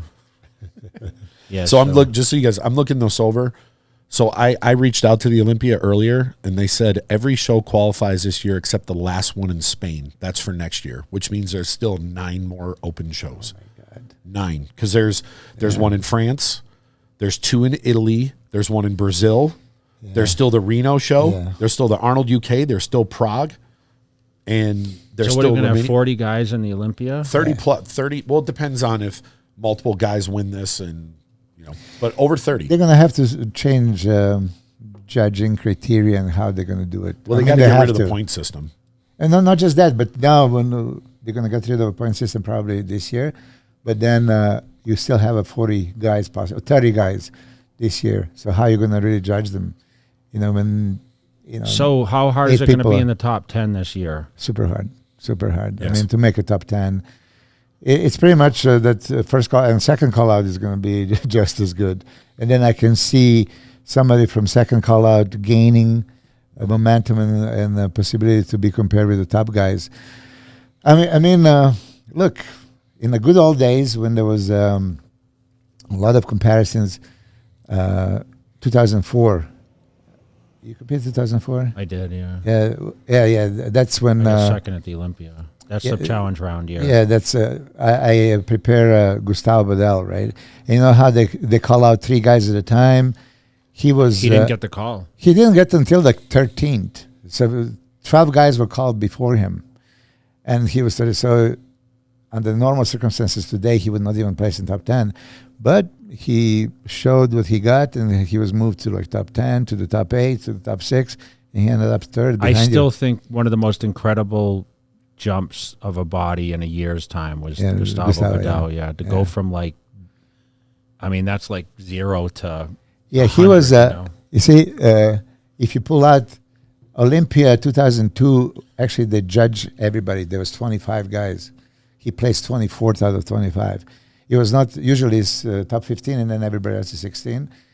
That year, for whatever reason, they did judge all the way. I didn't compete that year. Yeah, you didn't. Yeah, 2000. That's mistake. That was a big mistake, right? I mean, let me just revisit this one. Okay, now when we're seeing the guys, do they have Olympia potential? I see Olympia potential on both Michal Krizo and Andrew. Jack, yeah. And I told you this when I saw you 96. I really didn't think that you have Olympia potential. And then, of course, when I see you 2001, you won hands down, right? But by the 2003 Ironman, what you showed up there, that was like most shocking. That was like most impressive physique I've ever seen. Probably that light and everything, and you were next to symmetrical Melvin Anthony and Flex Wheeler, and you were more appealing than them. I mean, really, with all the size conditioning, V-taper, everything, like, wow. So 2003 Ironman. You see, I would like, if this is possible, to pick guy from whatever show at his best and put with the other guy and then compare them. I think you would have a very, very good chance. At the Muscle Development Show once, I said that 2009 version of you could possibly win everything. Yeah, and then a lot of people criticized me and then send me all this Ronnie Coleman at his best. I said, okay, maybe because still that back shot, he would beat you, right? The glute shot, he would beat you, right? So, but once again, is the show really a back once 2 poses versus like? But we don't know what is really going like into Dorian judges. Yates. I mean, Dorian Yates wowed everyone in 93, and it's like, I don't know if he was ever as good at, like, it carried over for years after that, it seemed like, But here is interesting. I do want to say this, and sometimes people say, why do you talk like this? I respect Dorian big time. I mean, what he accomplished, he dominated golden era. It's not like he dominated any era. He dominated the hardest time. The hardest time, so 6 times. But would I give him all 6 titles? No, I wouldn't give him 94. I wouldn't give him 96. I wouldn't give him 97. If you ask me, who should have an Olympia title? Give me your top 3 bodies. I mean, this you can hurt my feelings and tell me Victor Martinez in 07 too. I mean, who do you? 2007, I didn't see you winning. For sure. Okay, but who do you think is your top 3? What an asshole! I didn't either. No, I'm an asshole. Hey, your mom didn't see you win. Let me ask you this: who should have an Olympia? Like, should Sean Ray have an Olympia? Should Kevin? Yes. Should Nasser? Who should have the most? When you look at Nasser won 97 Olympia, so Nasser won on the stage that day. Kevin and Flex, they look like they could win Olympia at their best, but they never really maybe put their best physique on Olympia. So Sean Ray? Sean Ray did 94 and 96, very much so. I mean, so here it is 212 against the Open. That's where I was leading, because you respect Dorian, we all do, but say mass monster. Okay, besides his back, where was he mass monster? Where was his arms? Front lat spread. Because of the lats. Take the back away, his chest and shoulders and arms and quads were not mass monster by no means. Okay, so this is what puts in perspective. Calves, yes. Calves are crazy, and back was, and then conditioning was, oh my God. 95, I was at Olympia, first row. I was too. And I was like, oh my God, I've seen Munzer before, super dry, but Dorian, he turned the back. I mean, literally, on atomic chart, you can see every fiber. Dude, I didn't think Dorian was anything looking at the books and saying, why does this guy win all the time? Yeah. And for the first time, I got to go to Atlanta and watch 95? him. 95. I was sitting in the fourth row or whatever. And I saw Dorian Yates come out and compared the other guys. I said, now I understand why he won. And that's the year Nasser looked unbelievable too. He got third and he got disqualified. But for the but he looked he looked amazing, dude. But Dorian, he should have just walked out and left, because it was that clear cut. Yeah. I mean, Nasser looked. Kevin was second. Kevin was right? second. He looked good too, but I thought Nasser was the most impressive besides Yates. Yeah. From the back is where he loses, but all the front and side shots he might as well beat Dorian. Yeah, really. So he failed the test, the same test that you failed 2001, but you won. He didn't fight it. He didn't fight it, yeah, because he is not officially third at the 95 Olympia. But you still didn't answer, because you were politically correct. Was Dorian mass monster in any other body parts? No. Okay, so how do you explain that? Because of the back, he was so dominant. His quads were not huge. His arms, definitely. His shoulders, chest. I mean, there's 10 guys easily that can beat him in any of those muscles. At the time, bro, there was no mass. Like, who was there to really say mass monster? Like, we didn't have the rules yet, or the. I mean, even Greg Kovacs, who didn't even compete. Remember how big he was, right? Yeah. We didn't really have that guy. So at the time, he was the mass monster. Like, he was, you know. I mean, the 03 pictures in Flex, I mean, that's a mass monster, because we hadn't seen that before. Someone with that size and conditioning. He won the contest when those black and white pictures were published. So how would he do right now? He could still possibly win. I mean, Dorian at his best, his conditioning. Look. He was still 257 or 60 or whatever. So here, to contradict myself, in every mandatory pose, Dorian looks great. So I don't know how he pulls it off. He doesn't have great arms and great chest and shoulders. Yeah, and not great. I was standing next to him, and my quads were, considerably bigger than his. So how does he pull it off? I don't know, but he looks perfect in every mandatory pose. Yeah, like his side tricep dude was like granite. Yeah. So but when you analyze. I tried to judge Texas show, the one that we went to, and 3 times they do the front double biceps. 3 times they had a different guy winning, Phil or Steve or Ian, because right now Ian squeezes his legs and everything looked perfect. Okay, next time he didn't, and just overall picture, he's not even. I'm going between these 2 guys, But when you hit consistency, look, judges have to judge what they see, and that's why Steve Weinberger gives them few rounds, and then you can see they're changing and they're fading and end up with the last man standing who is doing the best. You know what's crazy, dude, is you actually agree with a lot of the judging now. I do. Look, you used to argue a lot of it, but it seems like they're just making the right calls lately, in your opinion. I argued that they don't have enough comparisons. Mm-hmm. This is and then I could maybe. But they're doing a lot more now, don't you think? I think the comparisons. A little bit more on this show. There's still the top guys, maybe, but you shouldn't. Are they going to compare a guy in like the back of the pack with the front guys? I mean, yeah.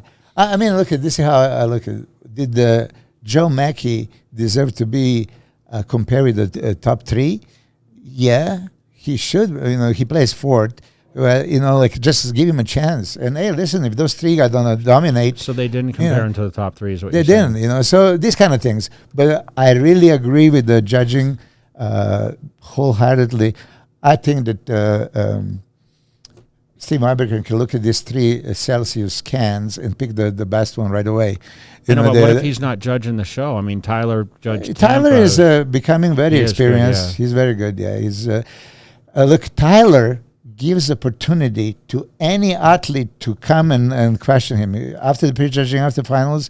He would tell them, this needs to improve. You need to come fuller. You need to. He's very knowledgeable. He's very knowledgeable. Yeah, I mean, we said he's young and maybe not experienced, but he grew up probably watching this, and he knows. He was taught, like, this is what you look for. I mean, he sat knows enough in the background. I mean, his first show he attended, I won the Olympia in 2009. Yeah. And ever since, I mean, they groomed him to come in and kind of like call the shots at a lot of these contests. Yeah.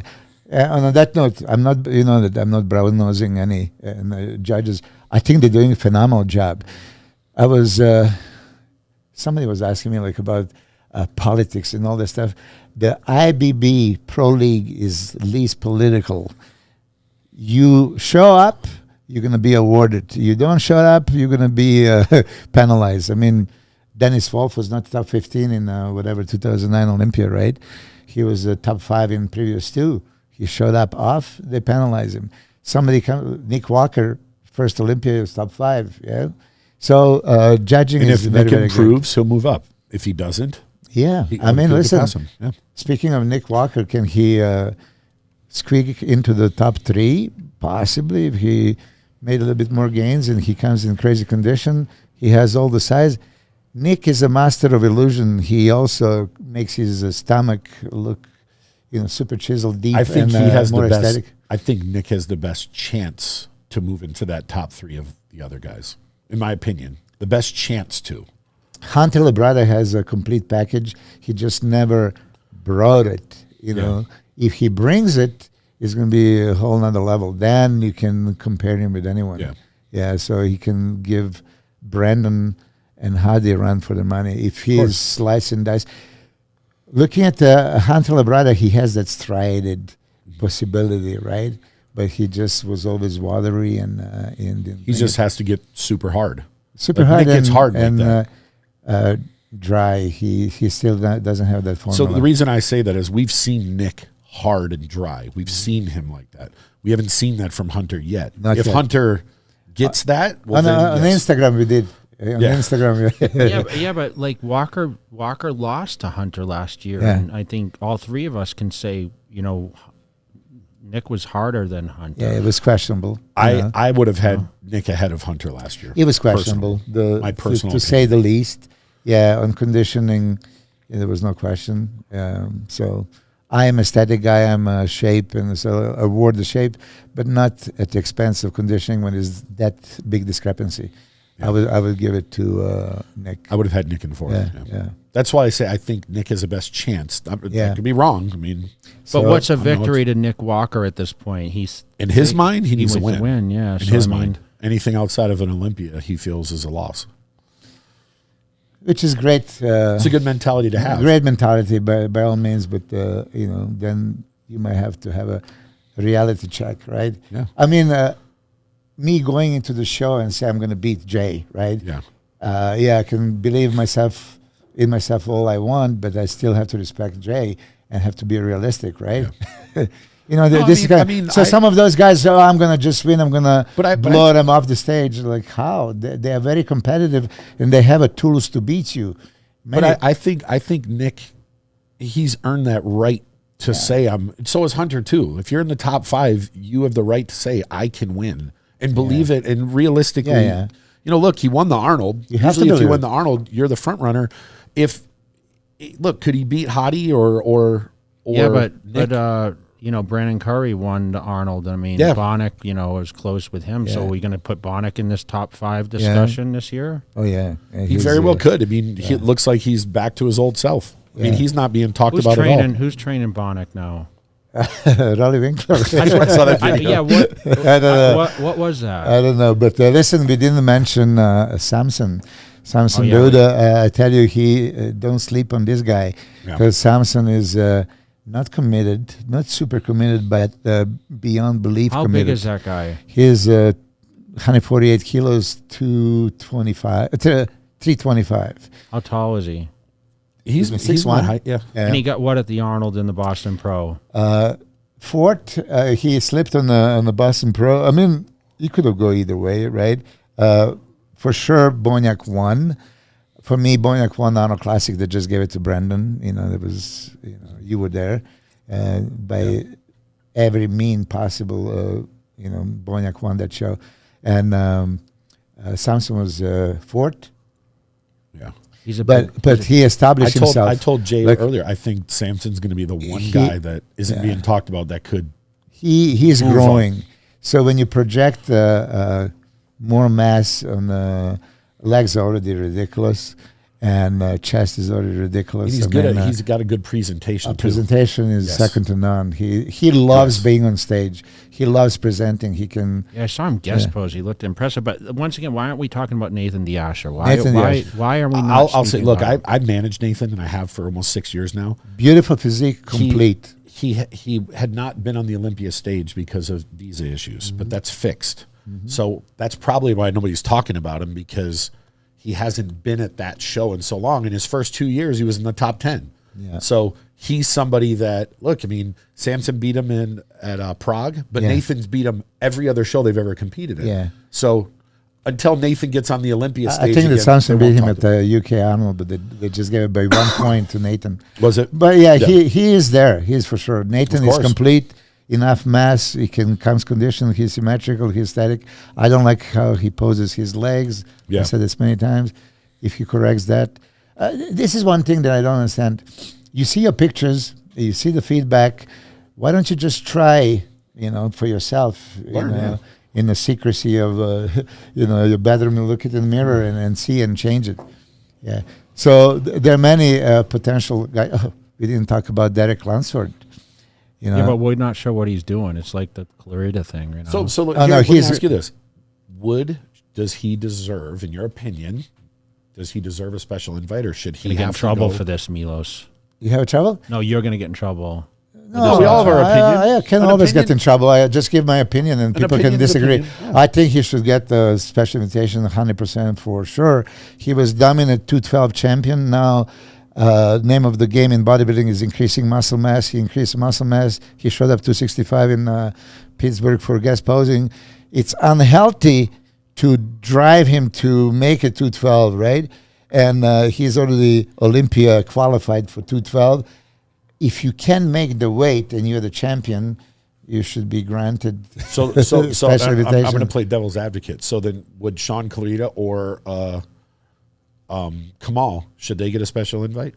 Because they won too. No. But listen, they can make the weight. And it's expected. They don't need a special. They're 212 for life. But if Kamal said, hey, if Derek's getting one, why can't I? I beat Derek. The question is, can the 212 Mr. Olympia, can he sit out for 4 years and then come back and compete like the Open Mr. Olympia? Yeah, I don't know. I can still go back. I can compete this year. He's qualified for life in that division. Yeah. That was the same thing like when Flex Lewis wanted to come back. As a matter of fact, Jay, he can enter. It was the same thing when... Put one more on the list. He's qualified, yeah? Well, yeah, you're qualified for life, too. We're going to put Phil, Dexter. You guys are all qualified. Put Arnold back up there. Yeah. It was the same thing when Flex wanted to come back, and Dan Solomon said he's qualified for the 212, but he needs a special invite. He would get the special invite. Of course he would. He deserves it. He deserves it. But there's a difference between a guy who won it 7 times and wanting to come up, and a guy that won it once. Yeah, but does he deserve the same as like a Flex would? Okay, in a Derek Lunsford case right now, we should all have to consider health reasons. Should we make him make 212? Because now I'm being devil's advocate. Show me a guy on that stage that's not pushing the health envelope. Everybody, but not if you need to lose 50 pounds. If you can lose 20 pounds and all that stuff. I mean, I know UFC fighters that they lose 50 pounds. Hey, I remember when Regan went from 240 to 222 overnight to do classic. Classic, yeah. 20 pounds is. Do you think he deserves a special invite, or should he have to go qualify and like everyone else? Because he's never done an open show. You know what I would say, if he vocally says, "Hey, I don't want to do 212," I would really prefer to do open, but the problem is he hasn't done that. He's never, like no one's it's like he's got to ask for it. We're sitting there questioning, like, but no one, like, I know the preparation hasn't started, but like Hani's his voice too, right? And they haven't vocally said, maybe behind the scenes, we're just like absent from that, but they're not like out there saying, hey, he really deserves to be in the open. It's kind of like they're playing like a cat and mouse game of like, what's it going to be? So you'd like to see Derek just maybe put a video up. Hey man, I want to do this and put it out there, which to maybe the world. I think he will as he gets closer to saying, okay, where's my body leveling off? Where's my condition at? Like I think he really should be in the open. If I was Derek Lundsford, I'd be in the open. But where do you think? So if where do you think he could fall? God knows. I mean, well, yeah, 212. Of course, he would be biggest favorite to win again. Of course. So it's maybe if he doesn't like over diet. But look, if he has to over diet, but who's to say Clarita couldn't beat him again? Either way, he's biggest favorite. I'm not going to say that he's going to win for sure, but the very good chances that he would. But open is a different ball game, right? And just making a first call out. I mean, if you can make top 10, it's super impressive, right? I just don't know. Top 6? Oh my God. I just feel like he's dieted off like a lot of the hard-earned mass. Like, you know how I feel it has to stick for a certain amount of time. Yeah. And I feel like he's torn himself the last couple of years that he hasn't held it long enough. So I think when we get up there with the density of these guys, he may have trouble as he goes through those quarter turns. Like, he's wide as hell, right? Yeah. But as he goes through those quarters, are there going to be holes in his physique compared to the other guys? It's like the Kamal situation. Like, Kamal's, like, in 212, he's a monster, right? But when you stand next to an Andrew Jack or these other guys, I mean, man, it's a big difference that the height that matters density. too, yeah. But the density, it's the density. Like, people don't talk enough about density, like we see it on the Ramis or like that Brandon Curry quarter turn. Yeah. Put Derek Lunsford in a quarter turn next to Brandon Curry. What would you see? Yeah. I mean, where would we be at, you know? Yeah, that's for sure. I mean, from front and side, Derek doesn't have that density. From the back, he is polished. I mean, he's wide as hell, dude. Yeah. Well, this Olympia is going to be... It's going to be one of... I mean, we say this every year, but this may be one of the greatest we've seen. Competition as far as wild cards.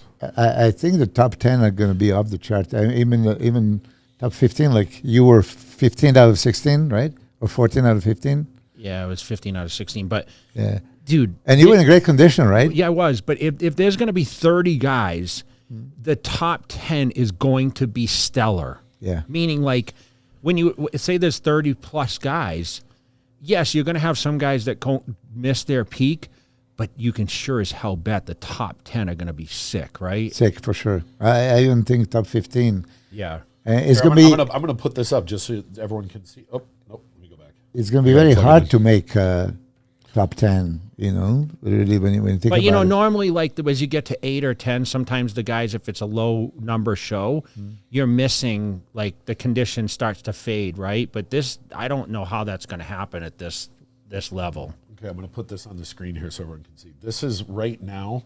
This is the qualified list minus Andrew Jack. Minus Andrew Jack. So look at the names on this. Yeah. I mean, Nick Walker. He's been in top 10. Nathan's been in top 10. William Bonac, Rami, Hottie, Labrada. I mean, shoot. I'm just naming people. William Bonac, who have been in the top 10. I mean, there's Ian. Like Hassan has found his rhythm. Hassan. I mean, we haven't even spoke about Hassan. And he looks like he's finally starting to get Rafael the Brandao. I mean, everyone's been talking about him.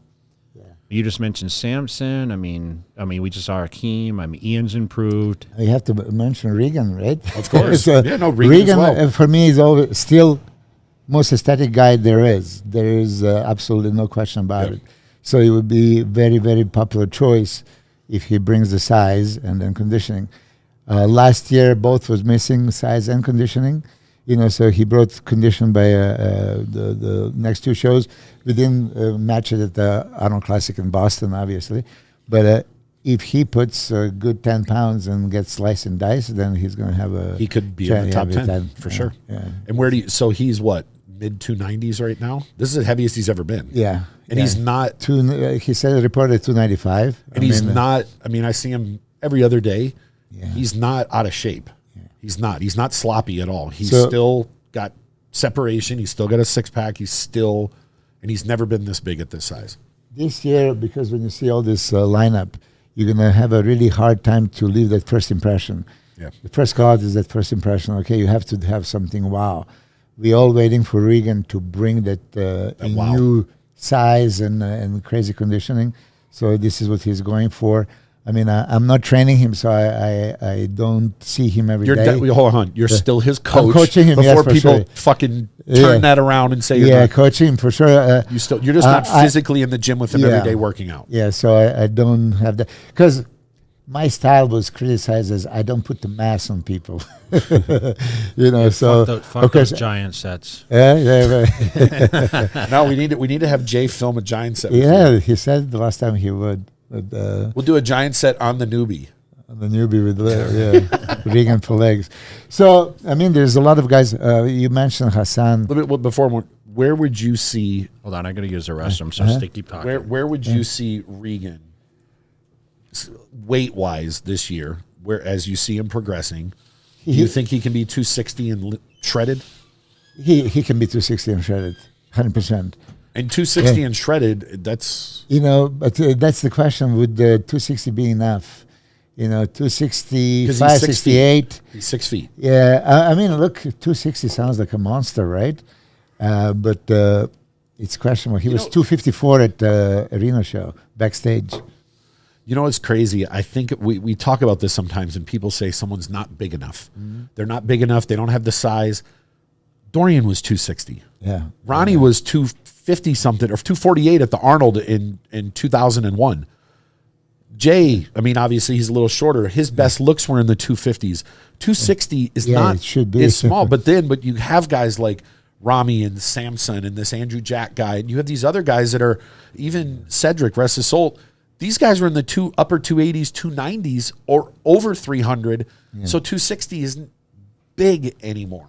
But in years past, you're a mass monster. Yeah, which puts things in perspective. 260, by all means, aesthetic like this should be enough to win the Olympia, but it's not nowadays. I mean, Rami was 300, right? Yeah. Yeah. So Brandon, especially seeing this video right here, creates illusion of the size because the small joints and V-taper, ballooned up, chest, shoulders, arms, back. So that's yeah. What was your top weight at Olympia? You may tell the truth. You want me to lie? Yeah, lie. No, lie like everyone. Add 40 pounds. 273 the first year I won. 267 when I actually won that night. So I was 273 at prejudging Friday. That was 06. 07 I was, I don't know, 265. But you said I should have lost that year. And then 09 I was 254. For the incredible. So think about that, almost 20 pounds less. Yeah, hold on a second. Let me just. Do you think that you should have won 2007? Yes. No hesitation. That's exactly what Ronnie says. Yeah. No, but win. I mean, listen. I mean, I don't want to get into like this is more this topic, but it was still Victor would never hit his absolute peak, did he? That's a good question. Does he have a formidable physique? And he was conditioned, great size, great mandatory poses. You were slightly off. Okay, so you would give your slightly off still superiority over Dexter and him and Dennis, just because what could have been. It wasn't on that day on the stage.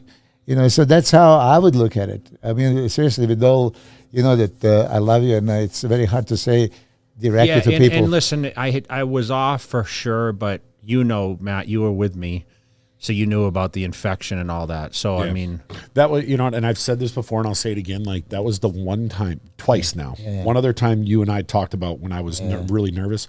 That was the one time I was fucking scared for someone. It was in 07. Yeah, I mean, listen. But as far as from a human aspect, we would all sympathize. You had infection, but you're saying I should have lost. You fight her. if you just judge physique on that day, condition and everything else, you could have very easily lose. Like you should have beat Ron in 2001 easily. I mean, I say easily. You know, even though there was, close, some people would question. So regardless of what, Jay would have 4 Olympias no matter what. Yeah, for sure. 2001, yeah, he should definitely win. 2007, I mean, that's why I want to know, because sometimes people are not accepting that I'm a champion, I didn't lose. I think I came back better at night than I was in the... I think if he would have stayed the way he looked at the prejudging, I could, yes. Yeah. But he did look dramatically different at the night show. Okay. Yeah. But you know what, though? We've talked about this before, and if you would have won in 01, you might not be the person you are now because of that. It could have changed the whole trajectory of everything. I was better chasing it for sure, because even in 2010, like, Keith looked good, you know? And I definitely wasn't as motivated. Like, I won in 09, and I remember saying after the show, how am I ever going to top this, right? Because, like, that was the biggest story, the biggest, like, I'd done the impossible. Like, now, once again, there's a second thing I did. If you look back at my history, like, I beat the champ on stage, 06, never been done. Then I came back after losing and was the only one in history ever to come back, especially the next year. I mean, Phil Heath attempted it, Brandon Curry attempted, right? But I was able to come back and win in convincing fashion, probably reaching the peak of my best of that era of my competition years. I was 37 or whatever. Like, that was the end, man. Like, 2010, and then I mean, could I have won in 11 when Phil was coming in on his own? Probably difficult to say, right? I still say that the width would have still been a factor, and I think if the condition was on, because I felt, honestly, my best ever for that 2011 prep, and then I tore the bicep 2 or 3 weeks out. It just sidelined the whole thing. You know, I couldn't train a certain way, and then it just fucked with my head, you know? Yeah. It's amazing what you accomplished, by all means. It just... you mentioned width. Width counts for so much. Front relax, front lat spread, the front double biceps, everything, right? When you have a width like he had, it's very dominant. So I don't know how I would judge when I look at just shape, or I have to consider there's that dramatic V-taper that you have more pronounced. Remember Joel Stubbs? I mean, remember how incredible he is? But if he had the legs, think about how dangerous he could have been, right? Yeah. I mean, he tore both of his quads and knees. It was sad to see, because upper body was Mr. Olympia. I mean, what about Jean-Pierre Fuchs when he came on the scene? He was unbelievable, right? Yeah, I just talked to him the other day. Yeah, he said he was the best bodybuilder and the worst competitor. That's what. Yeah, well, I mean, I remember him showing up at Gold's Venice in those pictures, and like, that was crazy. Just mind-boggling, right? We hadn't seen that. We talk about mass monsters. We hadn't seen anything like that yet. He was a true mass monster, yes. Yeah. And then let's put it this way: Nasser was a true mass monster. Yeah. And he was another transformation guy that went from. I remember seeing him at the Night of Champions. He was kind of like skinny looking, and then all of a sudden, like within 2 years, he was a monster. You know the Nasser '94 story when he came to my house, and I directed him what to do in '95 Night of Champions in Houston Pro, and he was ridiculous. And now when he said about the body weight, he competed like 275 or something that year. He was in the gym in front of me, step on the scale, 294, ready to step on the stage. He could have easily stepped on the stage. Look, he just kind of, like everybody else, over diets, over dehydrates. So he was 294 in 95 that he could step on the stage and would just blow everybody's mind.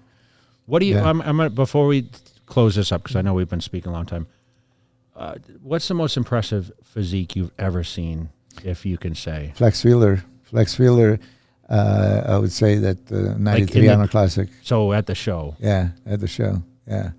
Ronnie Coleman is the most shocking. Yeah, at that time when I was next to you, when you said fucking freak. Yeah, that was most impressive, but not the best physique. I mean, put it this way, my mom was visiting, and I know when she met Flex Wheeler, and I was a pro, he was still amateur. And she was like, "Excuse me, how are you a pro? He looks better than you." Really? Yeah. And Flex '89 California state champion. I was there. I competed there. He beat me. He was overall. I was 14 heavyweights. Going all the way up until like '92 when he finally won that USA. He was that, oh my God, wonder. But that '93 Arnold Classic, yes, he was narrow like Phil Heath. Yeah. He didn't have that, but everything was just like, sculptured perfectly. That's why I compare Flex Wheeler and Andrew Jack, right? So there is Flex Wheeler kind of effect that he Other than the can poses he's teaching him. Yeah, but Andrew Jack is much wider. He has a little bit more squarier physique. Flex Wheeler has that round, shapely. Got the legs too that Flex didn't have. Yeah. Flex had detail like crazy though, didn't he? And had that hanging tiny hamstring. waist, yeah, hanging hamstring. But listen, Andrew Jack can be that. We are witnessing a greatness. I do think that he's just arrived, and if he puts a couple of years in, will he be Mr. Olympia one day? Yes or no? Yes, I think he can. Yeah. Wow. I mean, when I compare him to any other, I still like his structure better. His shape better. So if he fills in these little gaps, I mean, he doesn't have an issue with the stomach already. He may be the next. he could. Yeah, very well. And I haven't seen him in person yet. Oh, you guys should not that go. my opinion matters, but You should go and see him. Yeah. But then again, somebody asked me the other day, hey, how is Samson against Andrew? It's very, very comparable, right? So Samson can beat him in some poses and overwhelm him in some. Samson has that density. Yeah, and a thickness, there's but Andrew has that width that just like standing there is like, hold on a second.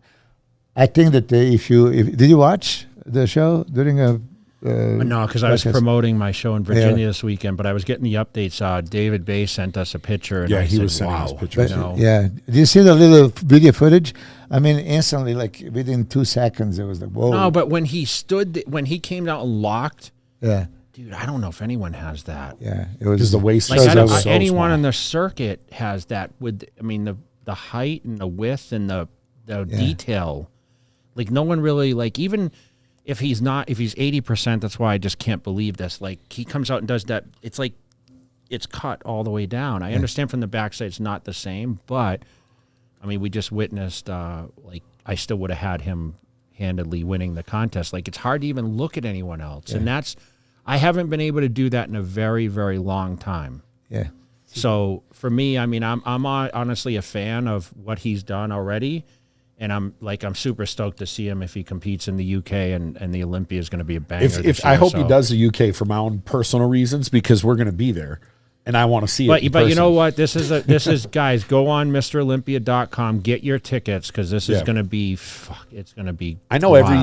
every year they always say it's going to be the best, but I don't remember the last time. Usually, what guys are going to fall where.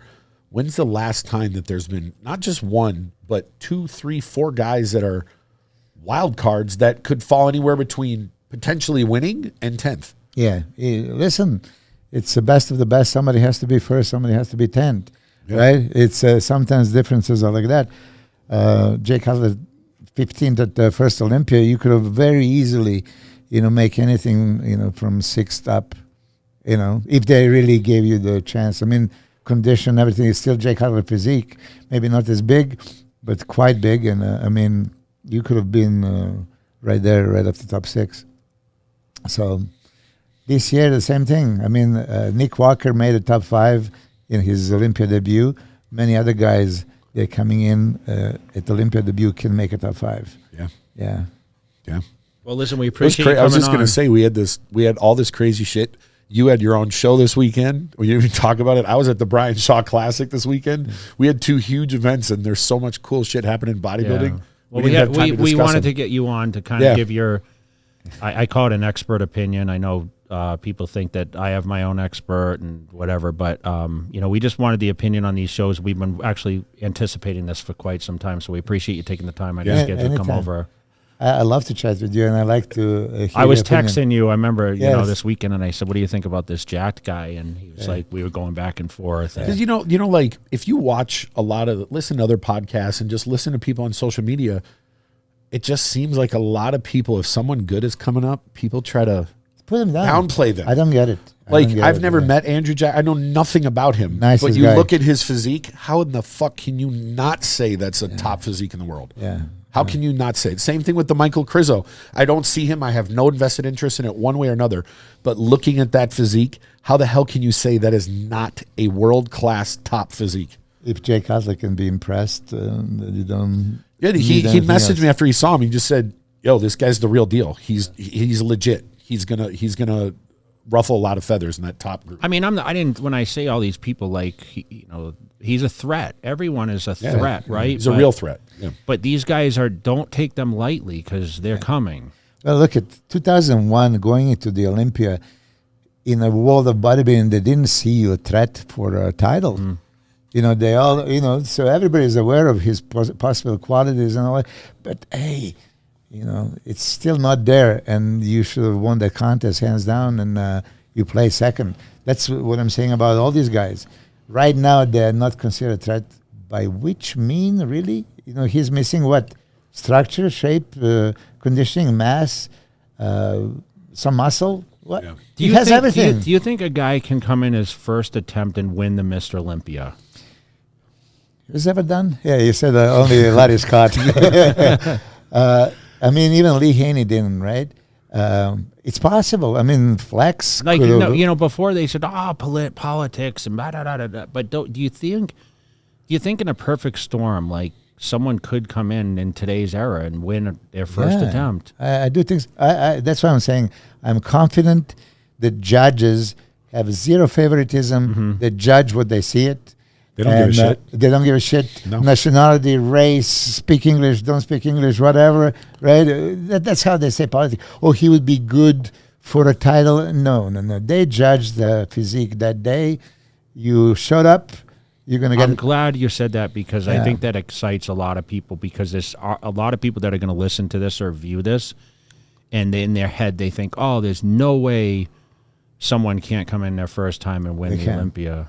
I mean, listen, because there's a lot of new qualifying guys that have never been here, and we're not talking about like Andrew Jack or even if this Krizo guy gets there. I'm not pinpointing who, but I'm just saying if there's some new face that comes in, like, is it possible to knock the champ? Guarantee.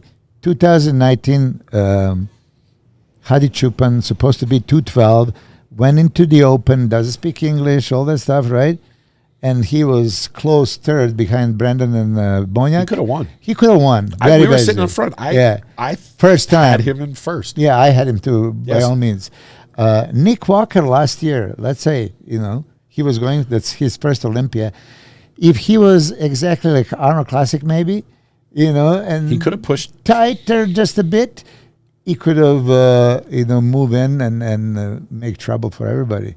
So that's what he's counting this time. And I do want to say you had that winner's mentality. Because I asked you before, you actually saw yourself beating Ronnie. And I said that to Dave once, for sure. I never went into the show believing I can win. And the only time that I did for that Canada Pro, I announced, I told Peter McGoffin, he put it in the flex, I'm going to win this one. I felt that I can go there and win it.